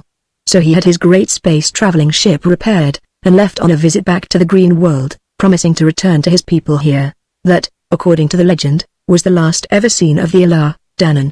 But belief or fancy, or whatever you choose to call it, has persisted through the thousands of years since then that one day, in fulfillment of his promise, Danan would return. Great interest, too, has centered around the romantic side of the legend, of which there are many versions of widely variant nature. The oldest and simplest form of the legend has it that Danan had no wives, and that when his people were reluctant to let him venture the journey back to the Green Star, he left behind him the girl of noble blood who was betrothed to him, and whom he loved dearly, as a pledge of his return. Bana concluded, to say that I listened to all this in astonishment would be putting it mildly. Bana's description of the catastrophe to the green world, his reference to the Atlantean left me gasping. Do we not have our own legends of the lost land of Atlantis, which was supposed to have existed somewhere in the Atlantic Ocean? Do not other legends maintain that it is from the immensity of the Pacific that the material forming the moon was thrown off? And have not many scientists in recent years receded further and further from the position that the history of man is as simple as that of an evolutionary rise from animalism and savagery? Have these learned men not inclined more favorably to the theory that innumerable prehistoric civilizations, of which no traces are left, may have preceded our own? And now, Bana said solemnly, we come to the final links in the chain of events. Your name is Dan Hanli. He pronounced it Danan while the hero of the legend is Danan. Lil Rin is of the Tar-Nur, daughter of the clan's chieftain.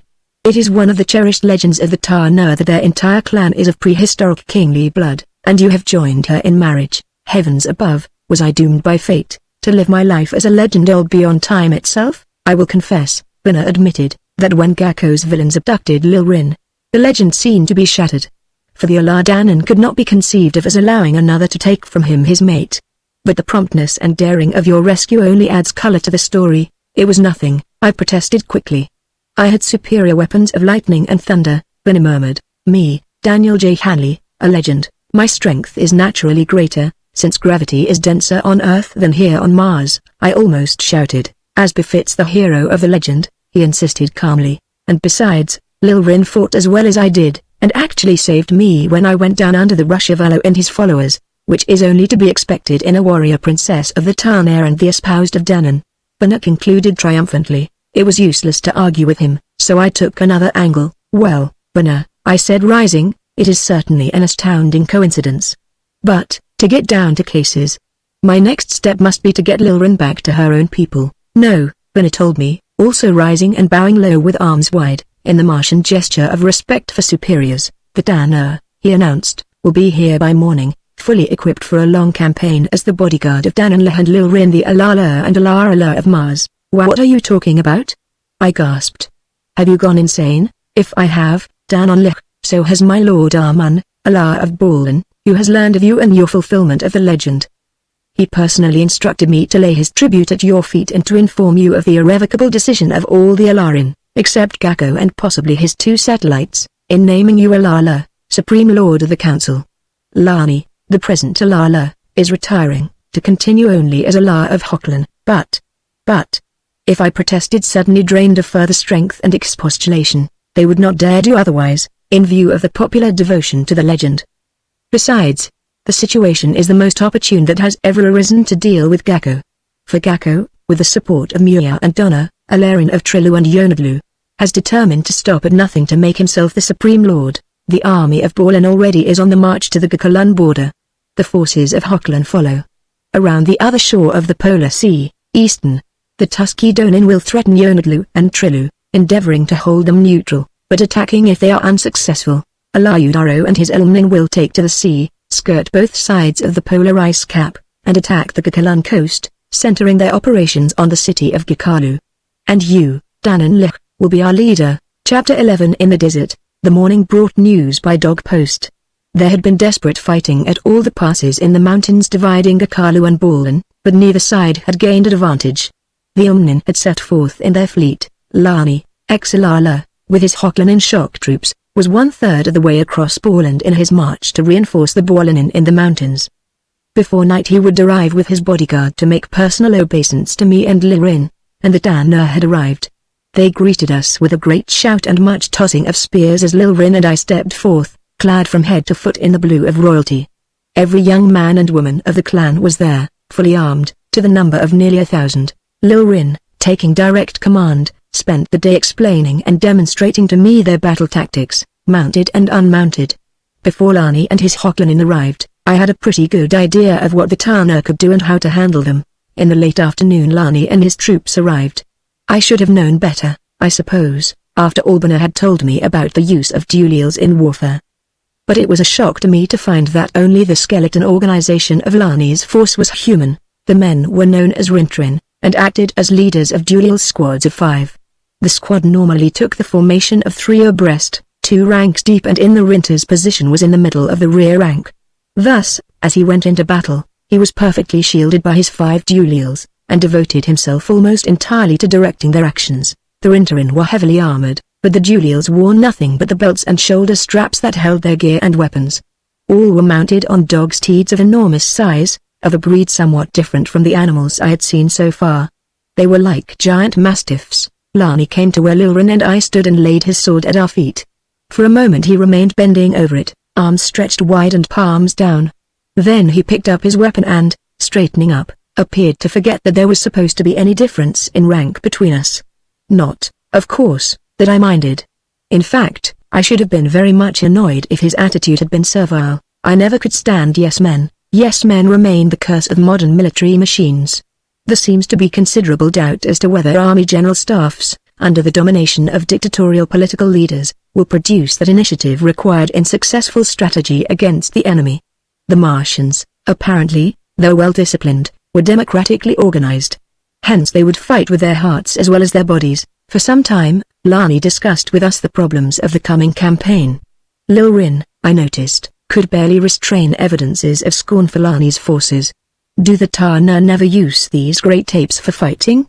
I asked her. She tilted her little nose up a bit and sniffed. May the day never come when they do.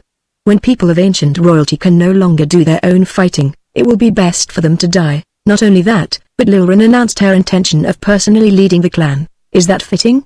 I protested, afraid for her. How can you be a Larala and at the same time perform the duties of a member of your own bodyguard? She laughed softly. A Larala or not, I am first of all slave mate of the Alala. Besides, nonsense. I protested. Then I'll be co-leader of our bodyguard with you, or your second in command. And at that we both laughed, but Lilrin didn't like the idea of duelial warfare any more than I did. From all we could learn, there would be approximately the same number on either side. Any way we looked at it, it seemed certain as though we were in for a long drawn-out deadlock. And this would never do. It comes to this, Lilrin, I said. Get Gakko and we end the war, avert the necessity of butchering thousands of these poor animals, and save at least many hundreds of human lives. She nodded slowly. Yes, but how? Your people are a desert clan, I pointed out. Why could we not lead them westward, around in a great circle below the line of habitation, until we are directly south of Gakalu, then strike straight north in a piercing raid? Take Gakalu and capture Gakko himself. He might not be in Gakalu, Lil Rin objected. I disagreed. I think he will. The Balanin and the Hoklanin won't get far in their attacks through the mountainy gaps. Gakko's real danger will lie in the attack of the fleet from Ulmo, which will be centered on Gakalu. He will be there to direct the defense of his city from the attack by sea. He won't suspect a raid directly from the south. Lil Rin's little face was grave. I believe you are right, she said. And below the gap, quite a distance out in the desert beyond the spot where we found each other, the Tana have a big dog farm. For several years, in secret, we have been breeding a race of desert dogs. They are lithe, speedy animals, requiring little water, and capable of withstanding the heat and dust. With them I believe we could reach Gakalu almost as quickly as the fleet will. Then let's do it, I decided, and my blood began to run faster with the knowledge of impending battle. We took only Bana into our confidence. We left it up to him to spread some story that we had gone into seclusion to await the outcome of the war. Quietly, we slipped away with 500 picked clansmen. It took us a full day to reach the breeding grounds. The dogs were indeed marvelous specimens. Like all other of the Martian breed, they were as large as horses, but in build they reminded me much of greyhounds, only they were much sturdier. Morning saw us on our way, the clansmen scorning the weight of armor, but all carrying several spring guns in addition to spears and swords. I had given Lil Rin my smaller automatic, and all the ammunition I had left for it. She had discarded the more cumbersome clothing of the north and all marks of her new rank, to appear in the light garb she wore when I first saw her. I too adopted the dress of the Danur, with no distinguishing mark of rank. It was near noon of the second day when we approached a ridge that looked like the rim of a great circle, toward which the dusty floor of the desert swept up gradually. We halted and looked down. The ridge curved away from us to the north and south until it was lost on the horizon. Ahead of us was a gigantic depression, the other side of which was barely visible on the western horizon. It was an immense crater, at least 4 miles deep, I judged, the ground sloping down sharply from our feet at an angle of 45 degrees or more. We dismounted to gaze upon a sight which, despite its drab monotony and the ugly shade of the dust, had by its very size the element of grandeur. There was a small piece of quartz near my foot. I picked it up and threw it far out. It flashed in the sun as it fell, disappeared completely in a little fountain of dust when it hit. And a moment later the whole side of the crater between that spot and where we stood seemed to be in motion. Back! Back! Lil Rin cried, and blew a shrill blast on her whistle. We threw ourselves, men and dogs together, backward just in time to escape slipping over the edge and down into the vast cavity, from which great clouds of impalpable dust were now billowing up like vaporized blood. It's my fault, said Lil Rin. I should have remembered that it was there, and my bad mistake in throwing the stone, I admitted. I seem to have started a landslide that has spread for miles. Chapter 12 Attacked. At any rate, it was clear that we could not cross the divide. We had to go around. And the question arose as to whether we should risk going further out into the desert, or cut around it on the north. We decided ultimately on the latter course. So, keeping well away from the edge, we circled northward. We had traveled some miles further on when we ran into one of those rarest of phenomena on Mars, a breeze. A wind of this nature always presages a hurricane, and in the desert section, the most terrible of dust storms. We noticed it first when the great red, billowing cloud on our left, over the crater, began to drift across our path. Quickly we dismounted and formed a number of circles, the great dogs crouching and whimpering in deep growls while their riders wrapped their chargers' heads in cloths, and then attended to themselves. We barely had time ourselves to huddle thus and protect our own heads when the dust swept down on us. Day became night. The howling wind tore at our garments, and our skin blistered under the oceans of dust and sand that were hurled over us. To take one's head out of the cloth meant almost instant suffocation. Then my heart stood still. For some reason, the cloak that should have been at Lil Rin's saddle was missing. She had just wrapped her dog's head in one that a clansman tossed to her, and thought of herself only when the first blast of stinging dust swept by. Half blinded and in a sudden panic of fear, she began to run, crying out hysterically. A single leap took me to her side, although the shrieking wind nearly tore my own cloak from my grasp. I drew her down beside me, under its shelter, and put a protecting arm round her trembling form. She nestled close, still quivering. And I thrilled to my feet, her arm encircling me. I don't know how long that storm lasted, but it must have been a matter of hours. When at last it was over and we had struggled to our feet, casting aside the dust-laden cloak, Lil Rin did not release my hand at once. And then, suddenly conscious of this, she gently pulled her hand away and blushed, All around us now the clansmen were emerging. Mound after mound of red dust heaved upward.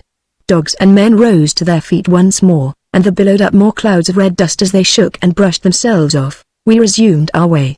Through the rest of the day and the following night we raced on, the dogs settling down tirelessly to that long, easy, loping pace that ate up the distance so rapidly.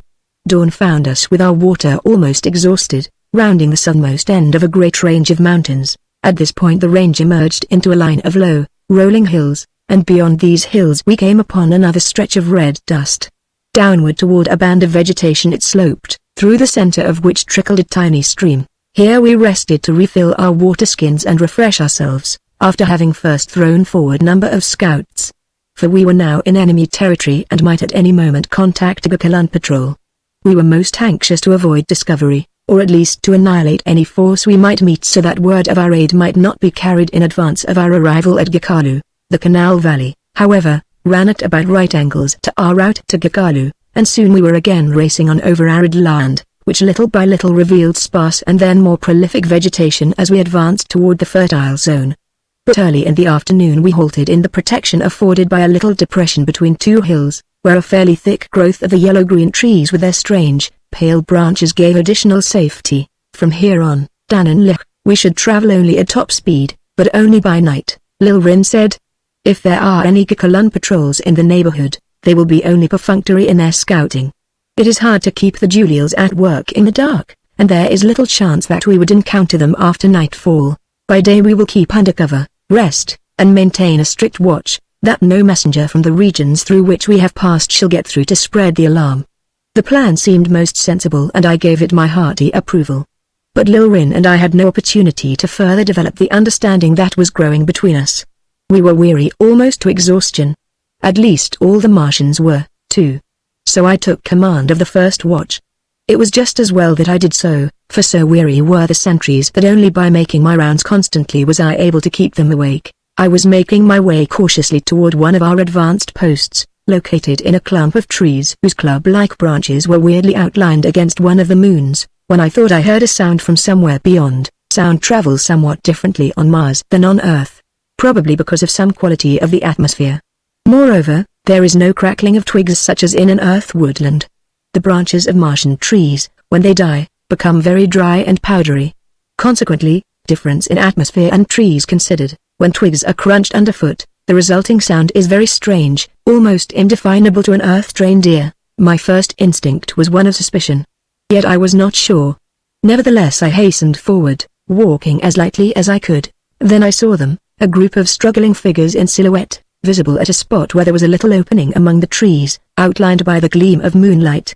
Our sentry was in their midst, fighting desperately and, true to the traditions of the Danur, silently as well. So occupied was he in avoiding the vicious rushes of the foemen who circled about him, that apparently he forgot to shout the alarm. Suddenly they all closed in on him at once. It was too late now to use the automatic held ready in my hand. So I gave a great shout of warning and leapt for the struggling mass, under which our man had now gone down beneath a heap of sprawling figures. There was a sudden sharp command from one of the raiders, who stood a bit aside, a Rinter, I judged, by the outlines of his armor. The rest scrambled to their feet and began to run. I took them at first for Julials, but as they scurried out into the moonlight beyond the copse, I caught the gleam of white skins. The Rinter, still half obscured in the shadows of the trees, turned to meet me. I heard the clang of a spring gun, and a bolt whistled past my ear. Then I fired. By the stabbing flame of my gun, I saw the look of amazement and terror on the fellow's face, for his armor, which would stop a bolt from any but the heaviest of the Martian spring guns, offered little resistance to my steel-jacketed bullet. He went down with a resounding crash of shattered metal. As our sentry staggered dazedly to his feet, I called out to him to guard the Rinter.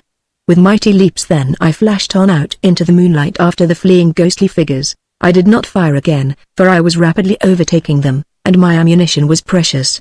As they glanced in terror over their shoulders and saw the great leaps with which I was overtaking them, a mad panic seized them and they scattered pell-mell, running frantically. Several of them I overtook and struck down. Naked men they were, save for short kilts and sword belts, but they were so terrified by what must have appeared to them as a supernatural pursuer, that none made more than a clumsy defense. As they were fleeing in all directions, and since the ground on several sides offered promise of protection, I had no other recourse than to use my automatic, after my command to halt and my promise of their lives were disregarded. So, one by one, I had to shoot them down. Chapter 13. The tables are turned. By this time, of course, our entire camp was aroused, and the Danur, spring guns and swords ready, came dashing up, Lil Rin in the lead. She was breathing hard, one little hand at her swelling breast as though to quell the beating of her heart as she stood before me. "Oh, I didn't know I couldn't think. I was so afraid that something had happened to you." "It was nothing to worry about, little one," I said gently. "Except that a party of Gikalunin, in command of Arinta whom you'll find over there with a bullet in him, surprised our sentry." The girl's eyes widened. Disdainfully she touched one of the corpses with a cautious toe. "Are you sure you got them all, Daniluk? Because if you didn't, the warning may precede us to Gikalu." I had had no time to count the fellows. "I don't know," I admitted. "I think I got them all, but I'm not sure.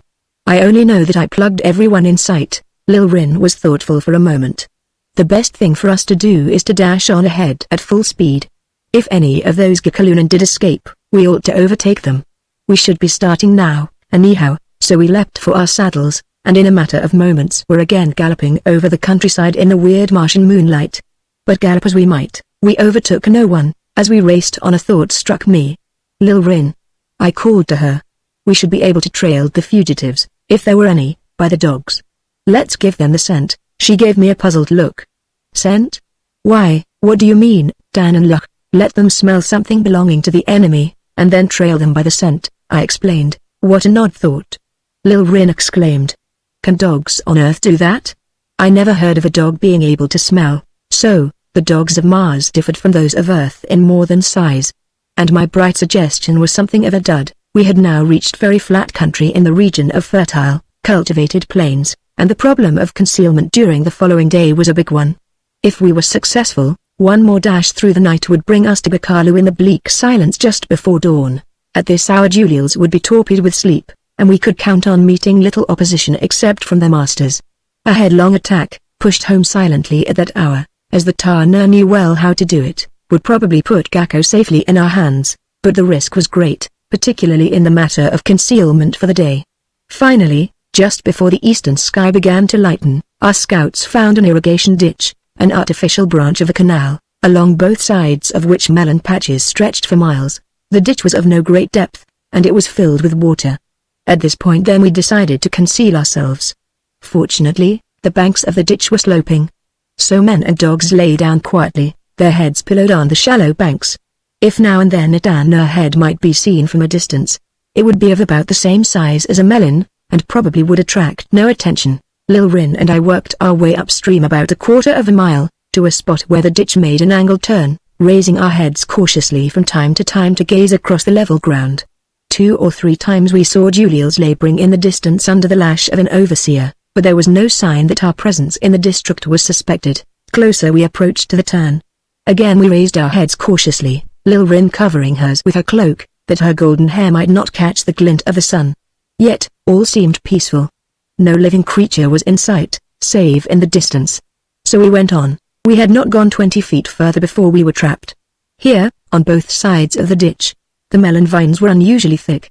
And from them suddenly there sprang some dozen Julials, launching themselves at us low and hard, smothering us under the water before we had even a chance to reach for our guns. Coughing and spluttering we were dragged along rapidly, animal hands choking back our attempted outcries, while ropes of twisted vines bound our arms to our sides. Further struggle on our part at this time was useless. Upstream a few hundred feet a Martian in the armor of Arinta crawled from the vines beside the ditch and whistled to the Julials. They brought us to the spot where he waited, and then with a sudden rush swept us off our feet and dragged us up the bank. At the same instant a number of large dogs bounded up from where they had been crouching low, and in a trice we were each tied to a dog saddle. Arinta and his Julials leapt on the backs of the other animals. In a twinkling we were being raced across the plain. I let out a lusty shout, for no Julial paws were gagging me now, and twisted my head in the direction of the camp. But our capture had not yet been noticed. And my shout evidently did not carry that far, or so I thought. As a matter of fact, the Danur had seen our capture, had even heard my shout, but by this time they had also observed another thing that had escaped Lil Rin and myself. The fields on either side of the ditch, but at some distance back, were thick with Julials, some 1,500 or 2,000 of them, whereas the Danur numbered only some 100 odd. Uldor, who had assumed command at once, saw that to go forward meant certain destruction without any hope of rescuing us. Without the encumbrance of false pride, he withdrew the clansmen swiftly and silently downstream, until they were far enough out of the trap to mount their dogs and race back southward in a well-simulated panic and at a pace which outdistanced pursuit. But Nowlan and I knew nothing of this at the time. In no time at all we reached a road, the first I had seen on Mars, which ran beside another artificial irrigation ditch. River, perhaps would be a better word, for it was fully half a mile wide and, I gathered, quite deep.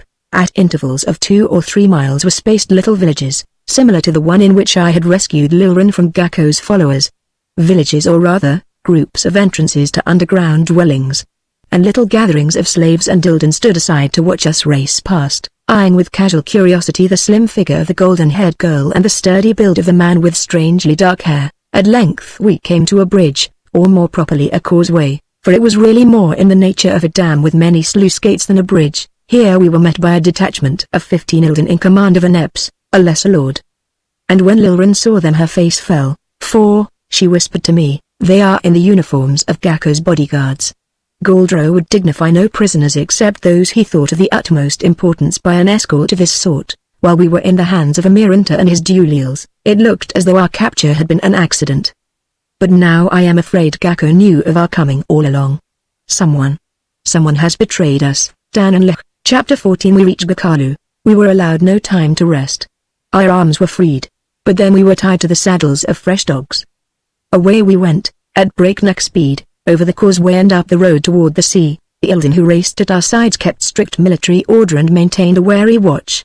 But at length the Epps, a handsome though evil-faced young fellow, drew up beside us and ordered the others to follow. He glanced at me with arrogant curiosity and then at Nowlan, whose scanty desert garb concealed but little of her youthful curves. The expression in his eyes was not good to see, and so, he drawled at length, "Dananlich, the god from the Green Star, comes to Gakalu."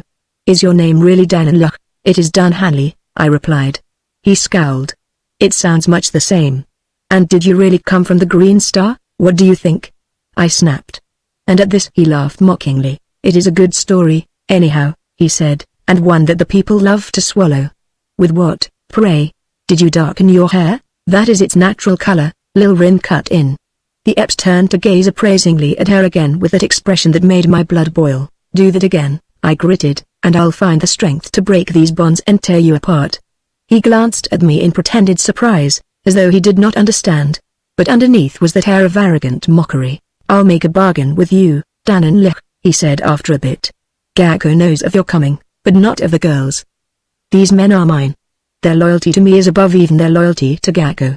Turn the girl over to me, and say nothing to Gakko about her. After I have delivered you at the council hall and am no longer technically responsible for you, I will contrive your escape. For Gakko surely intends to have your life," he added smugly to give weight to his evil argument.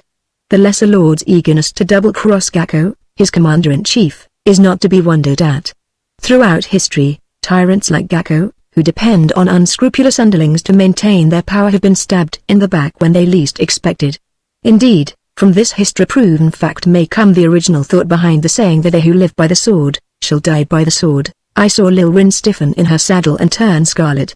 The Epps, misinterpreting my own silence, went on in the conceit that his proposal would be received as reasonable. "The girl appeals to my fancy. To have a warrior lass of the Tarnair among my wives would be most interesting and undoubtedly amusing." He never finished that sentence. Although my legs were tied under the dog's saddle, my arms were free. At that moment his mount brought him within reach. I swayed toward the lesser lord and grasped his collar with one hand.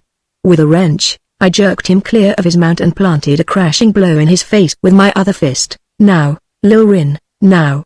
I yelled. "Make a break for it, straight ahead." But the attempt was useless.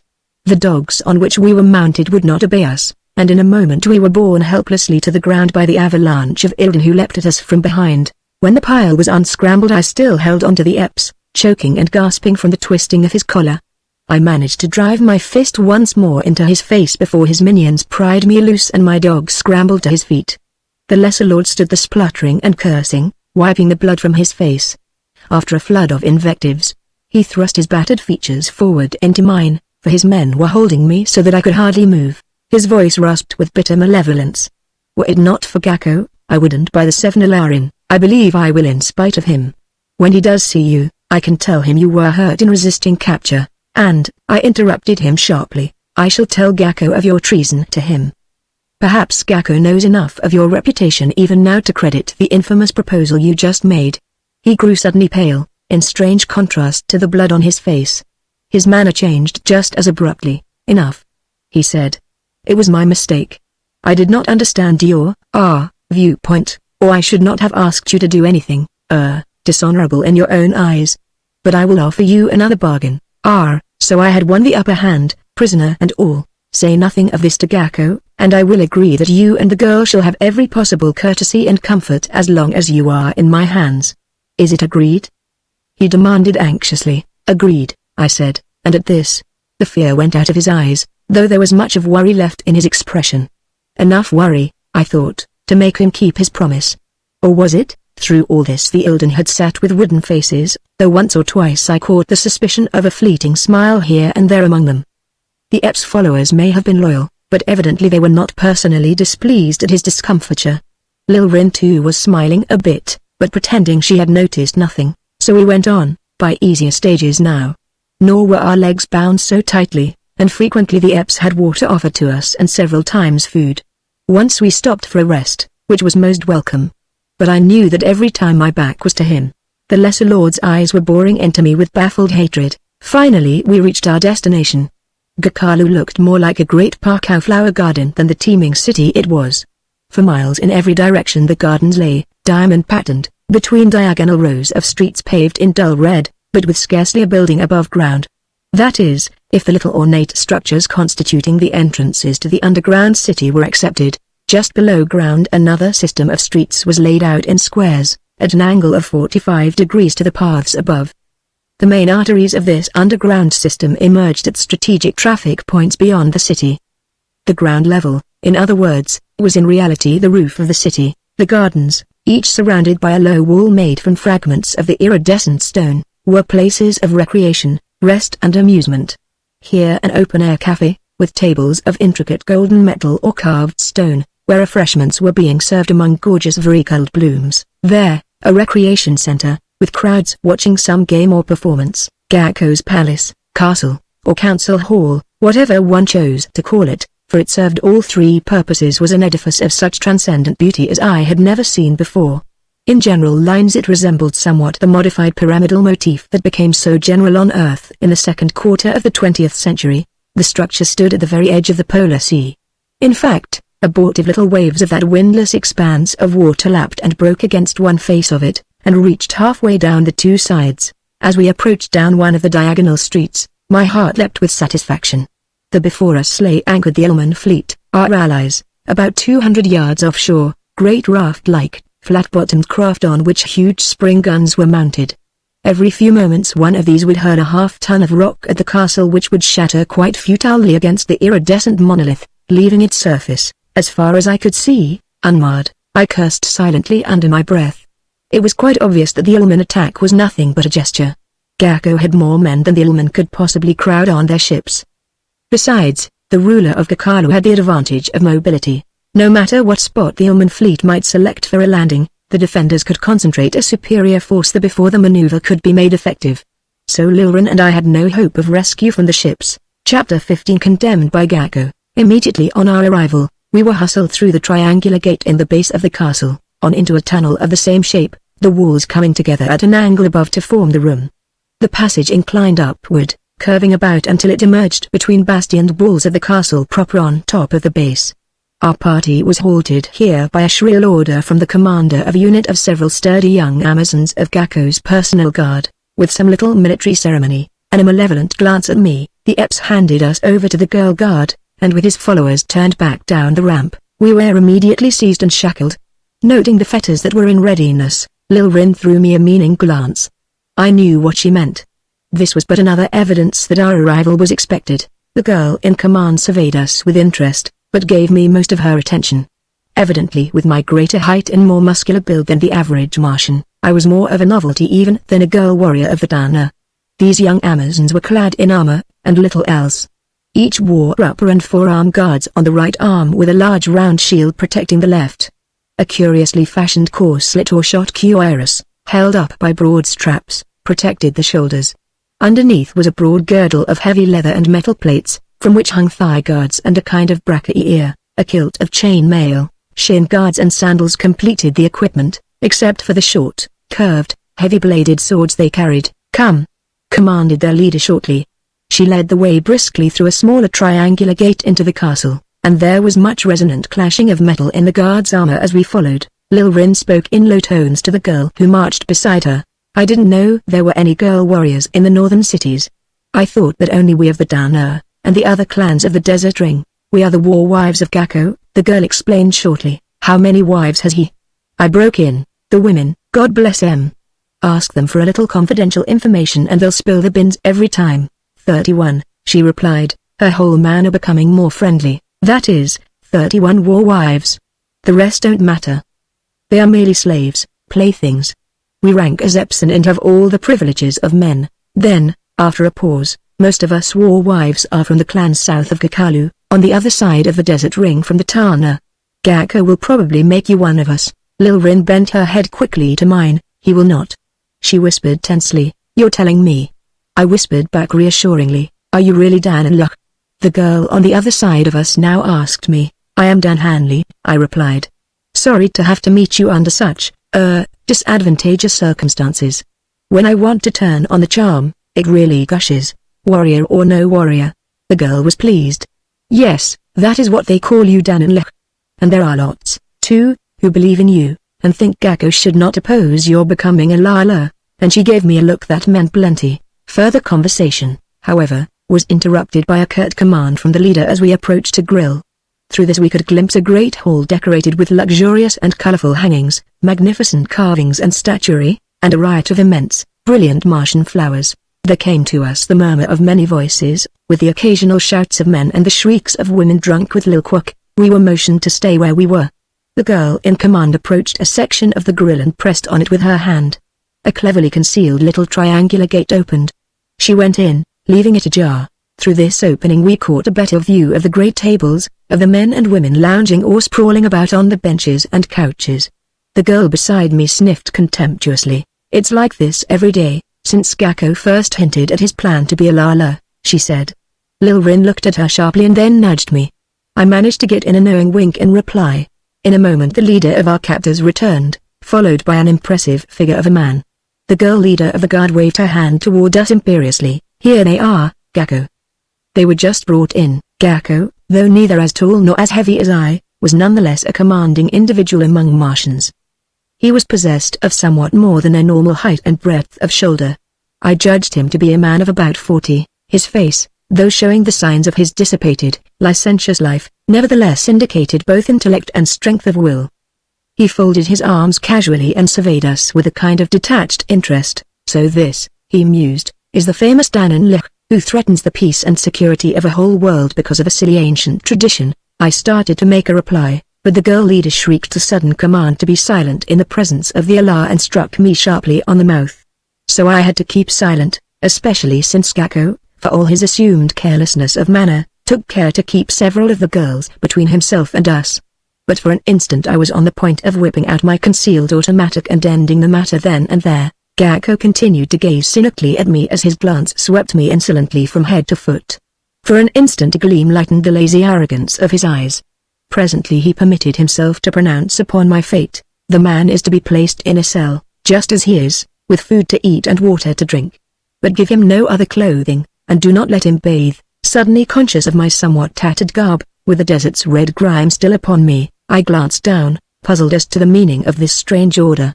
For the life of me I couldn't tell what he was driving at. Then for the first time Gakko turned and gazed directly at Lil Rin. "Ah!" he exclaimed, an expression of evil anticipation breaking over his face. "Another recruit, eh, girls?" He laughed carelessly at the unfriendly glances the jealous young war wives threw at Lil Rin. "Let her have every comfort," Gakko commanded. "And bring her to me in the morning at the council in bridal garb, for I shall wed her and then. But, we shall see about that later. And, oh yes, bring the man to me at the same time." And turning casually, he sauntered back through the grill, which closed with a little click behind him. There was an agony of pleading in Lil Rin's eyes as she turned to me. The young warrior girls seemed puzzled and uncertain. They glanced at Lil Rin uneasily. Clearly they saw in her a rival for Gakko's favors, and probably a successful one at that. They were at once jealous and fearful of her possible future position. As the girl guards marched us along another corridor, Lil Rin spoke in low tones to the leader. The girl shook her head in emphatic refusal at first, but Lil Rin pleaded, and at last the leader relented. The party halted. Half of the girls dropped back a little distance at their leader's command and the rest went on a few paces, leaving Lil Rin and me alone together. Lil Rin stood very close to me. I asked her for just a moment, to say farewell. This is the end, Dan and Lech. Do you realize it? There were tears in the green-blue eyes that looked up at me so forlornly from a white, drawn little face. Paralyzed by a sudden rush of feeling, I stood motionless, half-dazed, in the first true realization of my very real love for this girl. Chapter 16 The Crash of Doom. Lil Rin must have misunderstood my silence, for she dropped her gaze and went on in a pathetically breathless way. Oh, I understand, Dan and Lech, that I have been just an accident to you. That it was just the fulfillment of the ancient legend. But that isn't what I wanted to say, Dan and Lech. I mean, Gakko has condemned you to death, or he will in the morning. And I, who am your lawful bride, even if only in name, must die, too, if you do. But before I wed a northern beast like Gakko, here, Dan and Lech, take this gun. They only take it away from me anyhow when they dress me in the bridal garments. Please. So, carefully, I transferred the automatic to my own person. Lil Rin could say no more at the moment, for by then I had folded her in my arms, clasping her supple young form close to mine in the glorious realization, at last, of what she meant to me. I love you, Lil Rin, I love you. I whispered fiercely. She relaxed against me like one exhausted, and the tears were now streaming from beneath her lowered lids. Now I shall die happy, she murmured. Now I shall have no regrets. We're not going to die, now, I replied. I glanced at the warrior girls standing attentively along the corridor. They were regarding us with unconcealed curiosity, but seemed in no hurry to end our rather desperate communion. Tell me quickly, dear, I whispered. How many of Gakko's people do you think believe in the legend? Oh, perhaps the great majority, she said, without any great interest in the subject, but with a wondrous look in her eyes as she gazed up from where her head nestled against my shoulder. Then my plan may work. For I believe I know now why Gakko gave me that strange order that I was to be brought before him in council tomorrow just as I am now, dirty and disheveled. Quickly I outlined the plan for her. As I talked the glow of hope and exuberance came back again into her eyes. Good, Lil Rin exclaimed when I had finished. And even if it does not work, my Dan and Lech, we shall meet death side by side, fighting to the last. She drew herself up proudly and motioned to the leader of the girl warriors. We are ready, she said. So, with many curious glances and whispered comments, for obviously the girl guards were puzzled by the sudden change in our bearing, perhaps even awed a bit at the jubilant manner in which I was going forth to meet a certain death, they conducted us to the next turn in the corridor. Here, after a hasty embrace, Lil Rin and I were parted. They took me to a cell in the tower, about halfway up, from which I had a good view of the westward side of the city and the shore. After bringing me food and a little water, they left me to my meditations and plans for the morrow. First, I carefully inspected the two automatics, as soon as I was sure I was not under observation.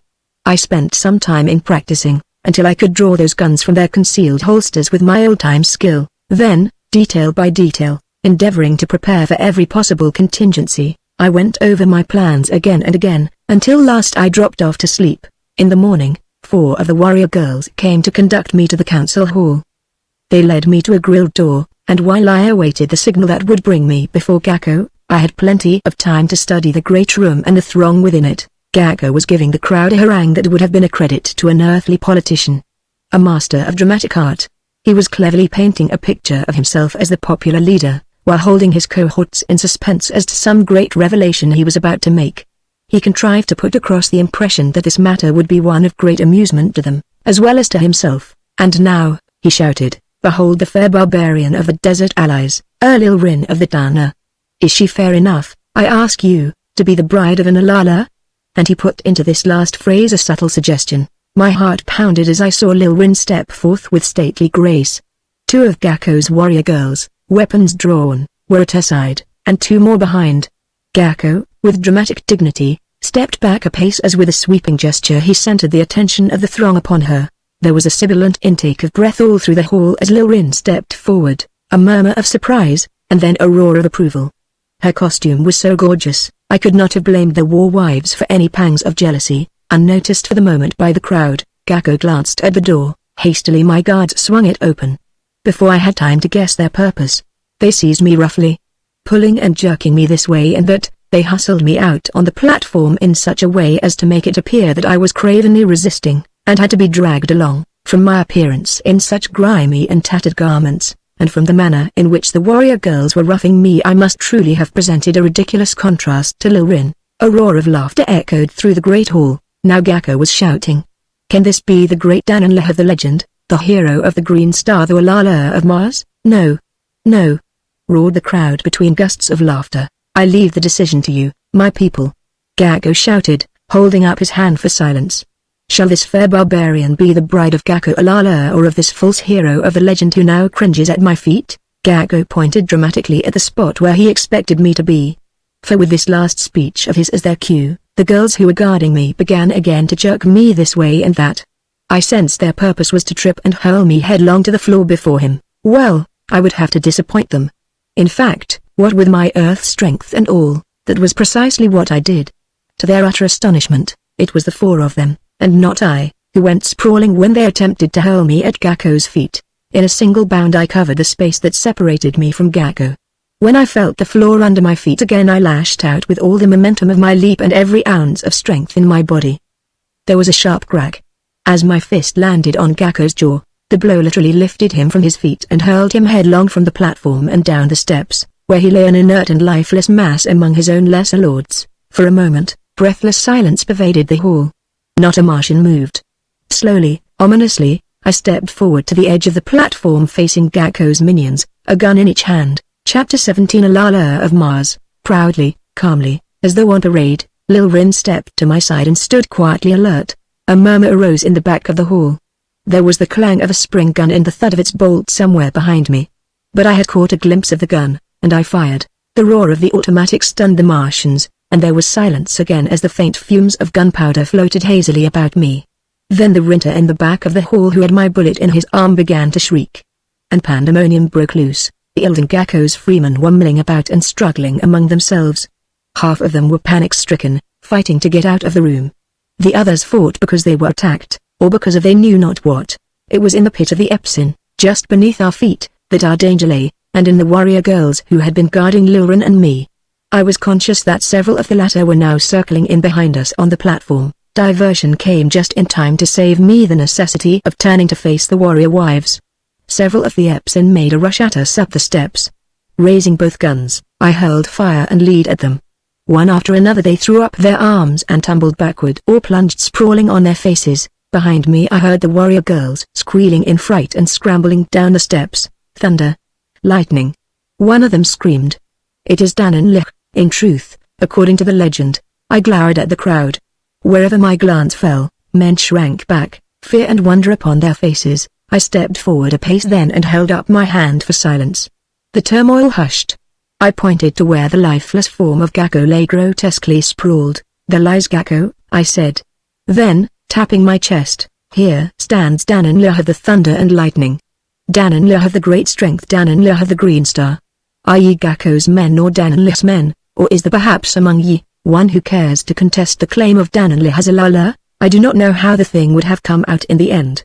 I was in reality preparing to make a dash for safety with Nowlan, in case my bluff did not work, but at this moment I heard the soft swish of many feet, marching in unhurried military precision, coming through the grille doors behind us. The Dana. Nowlan whispered jubilantly, but without turning her head. They have gained entrance to the castle somehow. Aldor did not. I don't know how long we stood there, not daring to show our own happy surprise, and not wanting to destroy the dramatic picture by abandoning our pose. But, at last, we knew that the clansmen had all filed onto the platform to stand behind us in formidable array. Then, furtively at first, and finally with a mad rush, the Epson and Ilden clogged the exits, until at last Nowlan, I and the Tana were left alone in the hall. Nowlan threw herself into my arms, and so ecstatic was our embrace that Aldor barked a sharp command to the clansmen to about face, that we, or they, might not be embarrassed. It must have been the latter, because Nowlan and I did not even know they were there for a long time. It was a simple enough matter. Aldor explained later, when he questioned him as to how the Danner had gained the castle. When we found you had been captured, we knew a trap had been set. So we pretended to abandon you and flee. We sped back to the border of the desert, and our dogs were so fast we knew no pursuit could have kept up with us. So, instead of returning toward Nowlan, we cut deeper into the desert below Gakalu. Then, following the Great Gakalan Canal, we dashed straight north, and flashed through the city itself to the very walls of the castle before any opposition developed. There was commotion inside. The walls were unguarded. We scaled them by shooting a line over a parapet with a spring gun, and then hauling up a stout rope. We heard the roar of Danan's guns. The few Gakalunan we met were fleeing in terror. We ran through the corridors toward the sound of the guns. The rest you know. At this juncture, a slave entered and bowed low. "Master," he said, "there is a great crowd shouting acclaim to Danan'la and Lilrin. They have sent emissaries to beg that you will appear before them." Lilrin looked at me shrewdly. "You can't show yourself this time in these tatters, Danan'la," she protested, "or they'll expect you to look that way always." "Whatever shall we do? There's undoubtedly a store of clothing here somewhere," I suggested, "but it might take us hours to find." Then I got an inspiration. "Hey, wait a moment. I've got myself a swell idea. Danan'la first appeared on this planet among the Danner. Right? His bride is a Mayara of the Danner. It is fitting that the garb of the Danner shall be the official dress at the court of the new Alala and the Alarala of Mars." It was nothing but a flash thought, suggesting itself to me as a quick solution of a bothersome problem. But Lilrin gave me a startled look, as did Aldor. "The Danner descendants of kings," she murmured in a tone of awe. "And so, my Danan'la, you have fulfilled yet another prophecy. For their garb shall be the garb of kings." It is a phrase in the ancient tradition, over the interpretation of which our wise men have puzzled for many generations. But come. We have no time to waste. Quick, Aldor, give us clothing. And so a few moments later, garbed exactly alike in the simple costume of the clansman, Lilrin and I stepped forth from the great triangular gate in the base of the castle, to be greeted by a mighty roar of acclaim from the united populace of Gakalu and the men of the Oman fleet, which now was tied up at the quay. "Hail to Danan'la and Lilrin, Alala and Alarula of the northern cities!" roared the crowd. "Allah and Alara of Gakalu. My Allah and my Allah of the Danner." And then, in front of them all, Lilrin kissed me. "So, much as I would like to return to my native planet, I feel that my duty lies here. No Martian, I am sure, could lead anything but a miserable existence on Earth, where gravity is so much greater, and Lilrin says she wouldn't let me go without her. Besides, she points out shrewdly, the tradition says nothing at all about the second Danan flying off in the void of space on a foolish trip to the Green Star, and besides the people wouldn't stand for it. As for that Martian who had betrayed Lilrin and me to the overlord of Gakalu, well, one must realize that spies are ever to be found when conditions of war obtain. Perhaps, on the other hand, it had been a clansman of the Danner, jealous of my position and determined to bring me down, by means fair or foul, from a pedestal not of my own making. But whoever that informer may be, I shall seek him out. Someday, I hope during my lifetime, someone will rediscover the secrets that died with old Dr. Brandis, who built the first successful spaceship and then promptly went insane when I flashed off to Mars in it. Someday I shall find time to study the mechanism of that ship and transmit the specifications to Earth by radio, so that, perhaps, a delegation from the old home planet may visit us here and see what Lilrin and I have accomplished as the rulers of half the world. I wish I knew what the other half, below the great equatorial desert, is like. In fact, if I can ever convince Lilrin that I am not secretly planning a return to Earth, for, being a woman, she doesn't like the way the first Danan skipped out and left his bride, I'm going to have the water pumped out of the old spaceship and whisk across the desert in it to have a look at that other hemisphere.